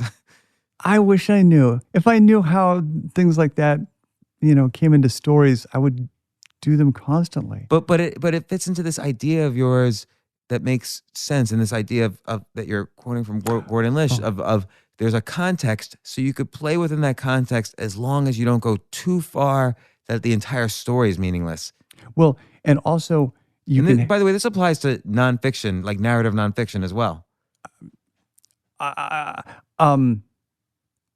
Before I lose it, you can have those wonderful moments when a character gets it really wrong, because it makes the reader feel smart, and it makes the reader like the character more. Like in Choke, where the stripper, who is naturally a blonde, dyes her hair black after she finds out that blondes have a higher rate of skin cancer. When you read it, you're thinking, what an idiot. But you're also really liking her. But that narrative makes sense, right? Because the words themselves, you could imagine someone who's not so smart thinking that or saying that. So, but I guess what you're saying here is the narrative here, just in telling the story, is almost a little haphazard, hence. And it's also delivered in the imperative, and people are less likely to question the imperative. Or again, like that Dennis Johnson scene where, again, he's driving fast down to the hospital in the middle of the desert, and then suddenly, what else can I say about this? It's this intensely first person thing. Like you're out of the story and you switch to this intensely first person thing. It's unreliable in the way that maybe a drug addict would be unreliable. Yeah. Yeah. Because you have the authority. It's totally within character to do that. Yeah. And so, but it's interesting the ways you can play with that authority you still have to stay something unique. He couldn't just say, the road was gritty and, cars were passing us and I was afraid they would look. He couldn't, wouldn't make sense to just stick with a straight narrative and pace it out that way. And he does that wonderful trick of perspective. He says, it's almost as if we're standing still and the earth is just turning beneath our wheels. And so that is such a wonderful cognitive reframing of the scene that it refreshes the scene in our mind. It's not just a car driving down a road. It's actually a car standing still and the road turning beneath the car. It's almost an exercise, like each one of these things you suggest, and like let's take this concept of cognitive reframing. It's almost like learning how to dance the tango. There's so many things to remember. Like you have so many different amazing suggestions in this. Just like there's so many steps. If you're learning a dance for the first time and you're learning the tango or salsa or whatever, you can't remember every foot move and hand move and twirl and whatever. It's almost like a homework assignment. You've got to, try doing a story, true or not, with this cognitive reframing that makes sure it fits the context of the character. Just try that once. Okay, now try, let's go from first person to second person to third person. Now let's go from description to, imperative to exclamation. Yeah. Because it's hard to keep, no one's going to read this and say, okay, now I'm ready to write a novel and just use all of these techniques. It's kind of like you have to have repetition on each one. Well, and that's one reason why I put the sort of narrative anecdotes between them to demonstrate it, illustrate it at the same time that I was talking about it in the abstract. Well, and so you have these chapters, on the tour. So you tell these experiences of yourself on the tour and reading. And you just said that, like, how you're thinking about how you read a story out loud when you're writing these stories. And that connects very much with the techniques you're describing, where it's very much about what is the body going through, which I don't think I've ever thought about. So for instance, and I never thought about this, you say don't use or try to avoid using to be words like is, was. Instead use action words. Or have words. She had red hair. It's Right. the worst way of saying it. He had a hammer. Yeah, he had a hammer. That passive has or to be language is death. Yeah, and you quote, I guess, research, which is that, again, I might have said this before, that the brain now, with is, the brain doesn't do anything. But when you say he swung the armor around his head, the brain thinks it's doing it. So parts of the brain are lighting up, and they've tested this, I guess, or something. And I think in my own stuff, I get used to writing is or was because it feels minimalist. You kind of get to the end of the sentence as quickly as possible. But you're right. But does it ever get cliche if like every sentence you're trying to find an action verb to describe what's going on? It doesn't if you don't overdo it. My students, from the beginning, they suddenly turn into movie cameras where everything has to be moved through the scene in every way, and the scenes go on far too long in that very dynamic way. And that does get boring. You've got to, do the motion. You've got to introduce something different. You've got to introduce something different. You've got to revisit things in motion. Will you ever pace by going back to the is, was for a little bit and then going back? Occasionally. And I will allow my students to have like one is or has verb on a page. Because do you ever do it structurally? So one character who's more boring than another? No. It is really just a moment of sort of, we're just flying over, completely in an unimportant moment. Or maybe a moment where if you had a more specific verb, it would just be too precious. You want it to be kind of a bland moment. Because I sort of feel like, and I could be wrong because I haven't tried it, and now I'm going to go back through books I love and your books and see the use of it. It sort of feels like if everything's an action verb, it's going to feel like someone's using a thesaurus too much. That's if you use too much description. If you keep somebody moving, it's if you have a dog or if you see something in motion, your mind, your awareness follows it without thinking, where is it going? Where's that squirrel going? Unless maybe it's a squirrel in your house. But if you see something in motion, you, on some sort of predatory or prey level, you watch it in motion. That's the only time when your eyes do not move in small jerks, is when they're following something that is moving. And then your eyes move unconsciously and smoothly. And that is why a thing in motion is used in hypnosis and in therapy. Because as your eye is following that moving thing, it disengages your kind of cognitive, intellectual, analytical awareness. And it puts you into the story on a really gut level. So as long as you don't overuse it, it's a way of pulling people in against their will. But again, you say you'll allow people, your students, the occasional is, was, had. Is it occasional, or like how do you avoid overusing the action? It's like using salt in food. It's kind of something you do to taste. So again, it's like an exercise, like just write a story now. Everywhere you want to use is, which by the way is really hard to do because I tried it this morning. It's really hard to like take out all of your ises. And that's the whole point, is you're wearing ankle weights so that you get stronger. You're not doing the default thing of using is and has a lot. You become hyper aware of it so that you're less likely, you're more likely to exercise your verbs, use a more specific verb, envision the scene more carefully. I a couple years ago took ping pong lessons and been playing all my life since I was a little kid. Turns out everything I was doing was wrong. And every habit I had built since I was 6 years old was completely wrong. And so the teacher is a great teacher, one of the best players in the United States, if not the world. And he showed me the right way of doing things. And I thought we took lessons for 6 months, and I was just going to crush everybody. I lost like every point after that because I was so out of my comfort zone after 30 years of having bad habits.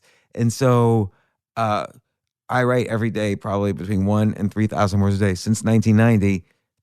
I think this is just going to crush me for the next 6 months, but we'll see. This is stuff that has been taught to me or advised to me over 25, 30 years. And so I've gotten it so gradually. And the four most important people who endorsed Fight Club were Catherine Dunn, who wrote Geek Love. Yeah. Tom Jones. By the way, the other book I want to talk about, Pugilist Arrest, fantastic book. Great collection of short stories, and Cold Snap, all his other collections of short stories. Now I've forgotten. So it was Dennis Johnson, Tom Jones, Catherine Dunn, Robert Stone. It was Barry Hannah, not Dennis Johnson. And when I found out that Catherine had died, it meant all four of them had died. And so I wrote this book as a kind of sort of desperate attempt to curate all this advice I'd gotten from so many bright people, including Ira Levin, that I wrote back and forth with for years. Yeah, I was surprised at that connection, and that makes sense now, knowing his stuff and your stuff, that, okay, we're going to take this normal situation and we're going to just figure out a way to slice this in an extreme way beyond people's comfort zone. Oh, this girl's not only going to be pregnant, she's going to have the Antichrist as a baby. And we're going to move to this beautiful community where all the women are turned into sex robots. Yeah. And because Ira Levin so beautifully illustrates, people think that the solution of the story is the smart thing. No, it's not. Getting off the Nostromo is not the smart thing. The smart thing is the fact that you've invented this fantastic monster that pops out of people's chests and changes form over the course of the movie. So coming up with a fantastic problem is 99% of a great story. And Ira Levin knew that it's a fantastic problem, not the great solution. So let me ask you two questions about that, because you quote Ursula Le Guin saying to you, when you solve a problem, so she kind of mentioned something similar about, never resolve something without raising a greater threat. Yeah. Right. So even at the end, like that's why the movie Aliens, at the very end, or Alien, whatever the first one was, there's a bigger alien being born, and so it sets the stage for sequels. But I thought that was such an interesting thing that, and I don't know if it always applies. Like, again, we just read the last paragraph of Dennis Johnson's book. We see that I guess he raises the problem that it wasn't just him being crazy the entire book. We're all crazy. Mm-hmm. So that's the bigger problem. Well, and also at the end of, and this is why I always advise my students, don't use death as a resolution, because the reader has to go on with their life. And so this acknowledgement at the end that we all have to go back to life and we all have to live tomorrow, we all have to live the moment the book is closed. I think that's one of the beautiful things that he does at the end of that story, is that he gives us sort of a comfort and a completion while acknowledging that there is no comfort and there is no completion. Yeah, and I thought, because it's very cliche to end a book with someone's final moments of life, and so, but also you mentioned something very interesting in this book, which is have a death before the story starts. Like the mother died before the story starts. Sunset Boulevard, the monkey died. Yeah, because you're showing the transition between one way of being that has been successful for a long period of time and the next way of being which hasn't yet been achieved. So that's why Fight Club starts at the moment just as Tyler is about to be created, because his way of being as a good, obedient kid is starting to fall apart like it does in your late 20s, when you realize that if you follow all the rules you've been taught, it's not going to work for you. That's the point where you realize you have to kind of quit being the good kid. And I think actually that's important for the beginning of almost every story, that the world you thought existed doesn't exist. That's why he starts Slaughterhouse-Five in such an interesting way, where he's talking about the book in this meta way that he could write a war story like From Here to Eternity, but the wife of his best friend says, don't do that. Little kids are dying. And it's interesting, too, because it uses the kind of gritty, realistic device as on the front of Citizen Kane, where we get this kind of nonfiction device that seems very, very real. And in doing, it sort of sets the story, it gives an authority to the story by putting it on the front end and giving a context to the story. Yeah. So, I mean, it seems like some nonfiction does this by asking a question, like I'll think of Malcolm Gladwell's Outliers. I'll see, why do hockey players who are born in January do much better than hockey players born in November? But do you mention something in here about starting with a question? Because you start with imperatives in some cases. I'm trying to think now if I'm mixing writing advice, but what's your... I am not a big fan of rhetorical questions. I seldom use them, and I kind of dissuade my students from using them because they can be used badly too easily. And forgive me, I have a 7:00 dinner appointment, so I need to know what time it is. Oh, It's 10:52. okay, you got to go. Oh my God, I have like 1,000 more questions. I will. When are you coming back to New York? Well, let me text the dinner people, and I can maybe sum it up in like 15 more minutes of questions. You've got the first year of your MFA studies. I know this. By the way, I've written 22 books. I really do write 1,000 to 3,000 words a day, and I've read everything. So this is like the most. This and Tim O'Brien coming on the podcast is the reasons I started a podcast. So, which I was about to discuss your notion of lists. all right. So I have put in my apologies for being late. All right. Where do you have to be at? It's a place called Ribbon at 72nd. Oh yeah, it'll take you 5 minutes to get there. Okay. I know the place. And then, okay, so what time is it right now? It's 10 till. When do your friends think you're gonna get there? We're gonna plan this so you're gonna get there on time. I think our 7:15 was our reservation. Okay, So you're gonna get there by 7:30, okay. and at 7:15 on the dot, when he goes to the bathroom, call him an Uber. Okay. And to going to Ribbon on 72nd Street. Okay. 7 blocks, Chuck.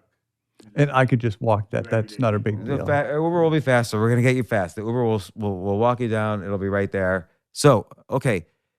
Another important thing that you get to is borrowing structures that have worked forever to set the spine of a story. So, for instance, you described lists. More importantly, borrowing nonfiction structures Yeah. that have worked forever. Because the nonfiction structure automatically gives authority or gravity, realism to your story. And maybe most importantly, it dictates transitions. Because nonfiction structures have also see also at the end of each chapter or something. It references to other plot points. So you can use these nonfiction structures like the rules in Fight Club. It's a nonfiction structure. And it acts as a transitional device that allows you to sort of jump around, but also make past moments present. So what's an example of another nonfiction structure? Like, is it explicit in the sense that, let's take something like The Legend of Bagger Vance by Stephen Pressfield, which kind of it's this 1920 story of a golf player and his caddy, who's kind of his mentor and very mysterious, and it mimics the structure of beat by beat, every single beat. It mimics the structure of the Bhagavad Gita. Oh, okay. So, which you could argue is a piece of text that's been focus grouped over 3,000 years successfully. And so he just borrows the structure, knowing that there's something primal so that people will like it if he follows it beat by beat. So is that sort of an example? Not necessarily, because it's a literary form as opposed to a kind of nonfiction, factual form. Like I did one book that was based on Walter Winchell's columns and all the devices used in the items of Winchell's columns. My book Choke is based on the 12-step, fourth step, where you make a complete and relentless inventory of your transgressions. You have to write a history of your addiction. I see. So for instance, I mean, if this is a standard form, but writing a novel in the form of letters back and forth to Epistolary, yeah. And or writing something in newspaper format, and again, epistolary isn't necessarily a nonfiction form. It does carry the authority, some authority of nonfiction, but it's so often used as, you don't really know if people are telling the truth in letters. So it doesn't carry as much authority as another form might. So what's some nonfiction forms that maybe you haven't mentioned here, but that would be common structures? Boy, let me think. I would really have to give that some thought. Yeah. Would it be like maybe I've seen some books, I can't think of any names, but like sort of an unknown doctor providing kind of medical updates on a patient, and you see the story through that. Might be a nonfiction form. Yeah. Because it provides a context and an authority, and it provides a structure that has its own distinctive transitional devices. So like, I feel this overlaps with using lists as a narrative form, going from the 10 Commandments up to now. We obviously respond well to lists, and so where's an example there? And you mentioned lists somewhat here, or you're like, well, example with the things they carried by Tim O'Brien, right? And Great Gatsby, I think, you mentioned a list of guests right, that's written on a train schedule. My book Adjustment Day has a ton of lists through it, just because right now lists are kind of the moment because of listicles. Yeah, and the internet is so full of these very consumable list type of journalism, and they work. I mean, if you just measure which articles get the most views, let's say I'm going to present something as, here's the top 10 quotes from Chuck I learned today, as opposed to here's what I learned from Chuck today, and I did it more, just straight narrative form. The first one, the listicle, will get 10 times as many views. And when it's on the page, it's less intimidating. It's not a big block of copy. The eye is just drawn right to it. I can get through that. Right, because you're teaching the reader how to read. You're saying, just go from here to here. By the way, if you want to skip the narrative parts, no problem. Just go to the list. Yeah. I'll leave it at that. Now, you also talk about, and I forget the exact quotes, and I'm not going to be able to find where I folded over, but, and the way I picture it in my head is, even though this is not how you said it, it's good to sometimes ground characters, like they need to know what they're doing somehow. And I'm thinking in specific. I'm trying to think of the exact words you use, but once I make the reference to an author, you'll know. So Tom Jones, when he's when his character is a doctor in one of the stories, I think in Cold Snap, it's like you know everything. You get the feeling that the author knows everything about what it's like to be a doctor, and even the arrogance and the car, and then he just how to do heart surgery, and you get this sense this is a really competent, maybe even arrogant person, but you trust him because he sounds exactly like how you would expect a doctor to sound, right down to the surgical tools and some technical stuff. Just like Tim O'Brien and the things they carry, you know this guy knows how a gun works, how war happens, what happens. So there's some sort of authority you can establish with description. And I forget exactly what you And mentioned it's really here. about really getting inside the character so that as the character describes the world, the character is describing themselves more effectively. And so that you're seeing the entire world through the character, and in doing so, you're really seeing the character. And that's the greatest, funnest authority. Because once you're inside the character, you don't worry about how you describe the world because you know exactly how that character would describe the world, what they would see when they walked in a room, what they would identify, what they would engage with. Right, and it seems like one way to do that is to describe really well their job. Like if someone just shelves at Walmart, there's got to be nuances to it that I don't know that someone who actually does it would know. And by doing that, by showing the difference between that person and that character and me, I now trust with his great description of what he does. It's sort of grounding him in what he does, showing how competent. You're showing his body of knowledge. Yeah. What does that person know better than maybe anybody else in the world? And it's also really flattering to the character because we're really drawn to those characters that not just know something, but can articulate it and communicate it. And that's really appealing. I think that's why great teachers are so appealing, is that they know what they're talking about and they can tell us what they're talking about. Yeah, I don't mean to diss Masterclass, but a lot of my friends who have subscriptions or bought Masterclass, they say that some fantastically brilliant people who do great work are really, really lousy at breaking it down and teaching it. But they say that Neil Gaiman is great, that he can talk about what he does and he can teach you what he does really, really well. And in terms of driving, in terms of using that technique you use to establish the reliability and the uniqueness, the somewhat reliability and the uniqueness of this character, at least And the authority too. Right. So the authority, not necessarily the reliability, because he might be unreliable in emotional ways or other ways, and that sort of drives the plot forward as him being competent in one way and unreliable in others, as is the case in some Tom Jones characters. But how would you say overall that moves the story forward, the plot forward?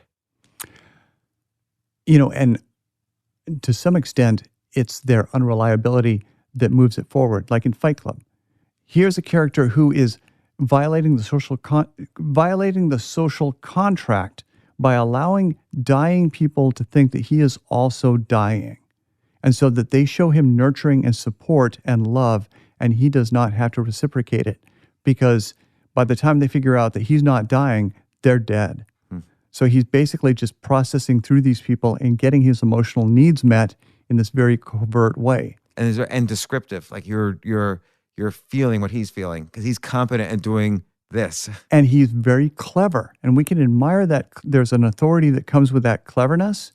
But we also know that the moment he gets found out, everything is going to be destroyed. It's almost like a Silence of the Lambs thing where this person is he's like a psychopath and he's extremely competent and detailed about killing people. And it's kind of a classic horror / mystery / thriller, but you kind of have to establish, I guess, for the plot that this person who's obviously screwed up and a psychopath knows what he's doing, at least with killing people. But the trick is to have them do a despicable thing, but for a noble motive. And so, like in my book, Choke, where a character pretends to publicly choke to death so that people will come and give him the Heimlich maneuver and they can symbolically bring him back to life and therefore adopt him. Right, and so he becomes an expert at how to not only choke realistically so they feel like this is like not a serious thing, they have to save him, but also kind of the emotional steps afterwards. He's an expert at those communications to make them want to continue to support him. Right. And so So he's like an expert, and you trust that authority there. Because he does this horrible thing, but he does it cleverly, and he does it for a kind of noble reason that you can identify with. That it's an emotional reason. It's not just there's never really a reason for why Hannibal Lecter kills, which is kind of, the flaw of Hannibal Lecter. He's just a psychopath. He just kills.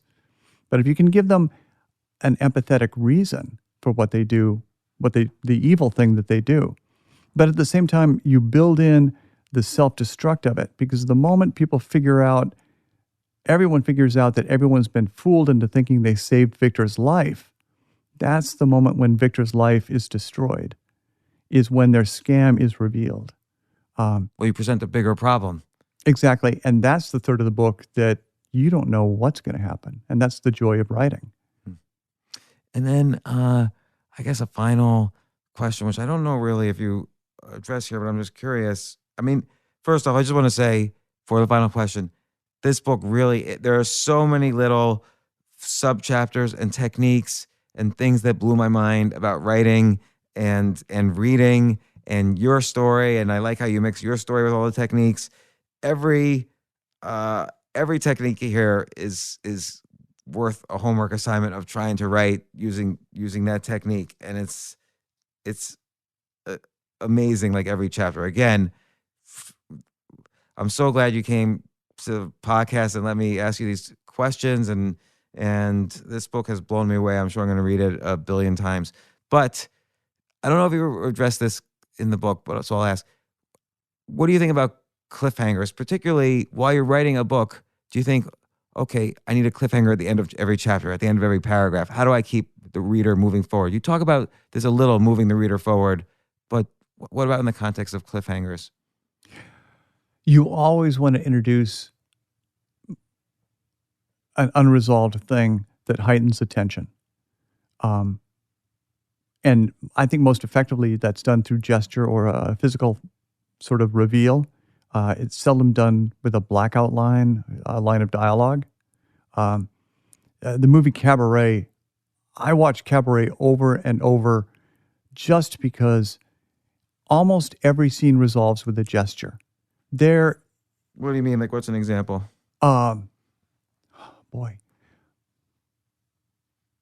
Divine Decadence. You could watch that movie with the sound off, and you would see that gesture morph from the first moment she meets David York at the door to the very end of the movie, where she puts her hand up on the train platform, and we see her from behind, and she does the exact same gesture. And this time it means, goodbye, I'm going to die. I choose to die. And at the beginning, it's a lighthearted, wonderful, goofy gesture. And every time she meets a new person, we see her do it again. We see her do it again at the dinner party scene. And then at the end, she does it again before it's implied that she's to be destroyed. And so do you feel those gestures or those kind of mini cliffhangers should happen at the end of a chapter to keep people going into the next chapter? We live in this attention-glutted economy. You have to keep pushing people. Well, no, and it's just your obligation as a writer is to keep heightening tension, keep people engaged, give them something for their time. Books take such an enormous amount of time. I don't care what books cost. They take a big chunk of your life. Yeah. They cost so much of your life to consume that the obligation is they should offer a fantastic continual reward as you consume them. And and we'll wrap, but in the macro sense, you have a lot of stuff about kind of broadening the definition of, Chekhov's quote, if there's a gun introduced in the first scene, it's got to be fired in the final scene. And you broaden that, like you use gun as a metaphor. Something has to be put somewhere in the first scene that's going to be metaphorically fired in the last scene. But I guess you can do this in smaller ways throughout the whole book with these gestures, for instance, right, and so on. And so you have all these small ways of completing things that give the readers so that those intermittent rewards, the payoffs. Something is revealed, but a greater thing is put at stake. Well, Chuck Palahniuk, consider this. The book is called Consider This: Moments in My Writing Life After Which Everything Was Different. That's a good subtitle. I had to think about it for a second. And great. I encourage anybody who writes at all, and I'm gonna to read this book. It's fantastic, and I'm so glad, by the way, that right up until the list of the books to read, fiction and nonfiction. I'm so glad we had so much overlap on the fiction we like, and We didn't get to talk about Tom Jones very much, or Mark Richard. Another fantastic. Or Amy Hempel. Amy Hempel. Oh, I was going to mention Amy Hempel too, because I feel she has a similar energy in her writing that you have. Just that kind of like, it's not quite breathless, which I don't quite like, but just energy, like this playfulness where she's not afraid. And she uses exclamation marks, which have completely gone out of style. Nobody uses exclamation marks in fiction. And they're so bright now. They just jump off the page. And I think it gives her a play. I think that adds to the playfulness. Because it adds like, why is that happening? Why is she excited? I should be excited. And again, there's a couple of fiction writers, but you do this too. You have this playfulness that you can go in any direction with the text, and I feel that's similar to Amy's. With Tom Jones, I feel it's that ultimate just sheer authority of the main character of each story. Somehow or other, he establishes, this is our boxer, this is our doctor, this is, a jerk. And then he just the power of that drives through the story in all of his stories. And the Mark Richard story, Strays. Well, I really like his memoir too, because he's got such a vulnerability to him, and Ice at the Bottom of the World, and his stories. Yeah. And what was the House of? Forget his memoir is in the second person, so beautiful, and it's almost like in the second person because he's so vulnerable. He can't refer to himself as an I. Because Isherwood's memoir was in the third person, Christopher and His Kind. And I didn't care for it because I thought it was kind of a form of hiding. But now that I'm an older person, I should go back and reread it because it might actually be more honest in the third person. Yeah, because it removes. I haven't read that, so I don't know. But I feel like with Mark Richard's second person, it removes the ego a little bit. It takes you a little further from the I. Yeah. And also it makes you relate to something that you might not have experienced, which is, his deformities as a kid and so on. He's this beautiful writer. And you also mentioned, I've heard you mention somewhere, I don't think you mentioned it in the book, but Cheryl Strayed's. So she's a other Portland resident, but I love Wild, but I love her nonfiction advice, Tiny Beautiful Things. Yeah, Cheryl was in our workshop for years while she was writing Wild. She wrote it in our workshop. So yeah, good for Cheryl. Yeah, beautiful, beautiful book. And then I don't know. All right, one second, because we're gonna go to the back of your book for a quick second, and then we're gonna get you out of here. Where's the? All right, I can't get to it easily. So, are you looking for the fiction, reading list? Yeah, the fiction reading list. Wow. Like everything on. Oh, there Nora Ephron. Yeah, Nora Ephron. By the way, who lived in this building? Yeah, she wrote an essay about this building. Yeah. Airships by Barry Hanna, Cathedral by Raymond Carver, classic. I'm surprised you didn't mention Haruki Murakami in here because he translated Carver into Japan before he started writing his own novels. Did not. And he has kind of that, when he's not in his short stories at least, has a little bit of a Carver feel. But also, who you reminded me of, who's got that similar kind of energy as an Amy Hempel, was Slaves of New York by Tama Janowitz. I mentioned that elsewhere in the book, but I should have mentioned that because those linked short stories. Yeah. It's another wonderful way of telling a longer story in very sort of seemingly dissimilar viewpoints. Yeah. But that's a wonderful book. And, of course, The Night in Question by Tobias Wolff, The Pugils at Rest we just spoke about. I've got to read Naomi Munn, never read that. Moon, name me Moon. Moon. Yeah, and then also Irvine Welsh, who has that kind of energy, that sort of electricity in everything, and that sort of drives everything forward. Like, what are these characters going to do next? And he transcends dirty realism. He adds a kind of Kafka fantasy to dirty realism. What do you think of like James Frey's novels, James Frey's novels? I haven't read them.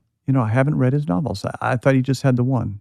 Yeah, because no, yeah, he has a whole bunch in there. I think you would like the first one, A Million Little Pieces, which had the scandal around it. Right. But it really is like a beautiful piece of fiction. Like forget the scandal. Again, the language matches the story. So at first, there's this alcoholic drug addict. The language is a little bit frenetic, and I like it when structurally things change as the character changes and evolves. Kind of like in Dennis Johnson's Jesus' Son. I'll give it a try. Well, Thank you, Chuck Palahniuk. Consider this. I hope you come back to New York and come on the podcast again. You could knock on the door at 3 a.m. and I will wake up and do a podcast with you. And the other thing in 530 guests, I've never asked any guest to do is I want you to autograph this book. So I'll do it with a good pen. I'm asking you to write this book, even over Fight Club, which would be the cliche thing for you to autograph. I want you to autograph this one. Whoa, look at these notes. Yeah, just everything's folded over. I can shut down the podcast. Retired. All right. There you are. All right, man. Thanks so much. Really appreciate it.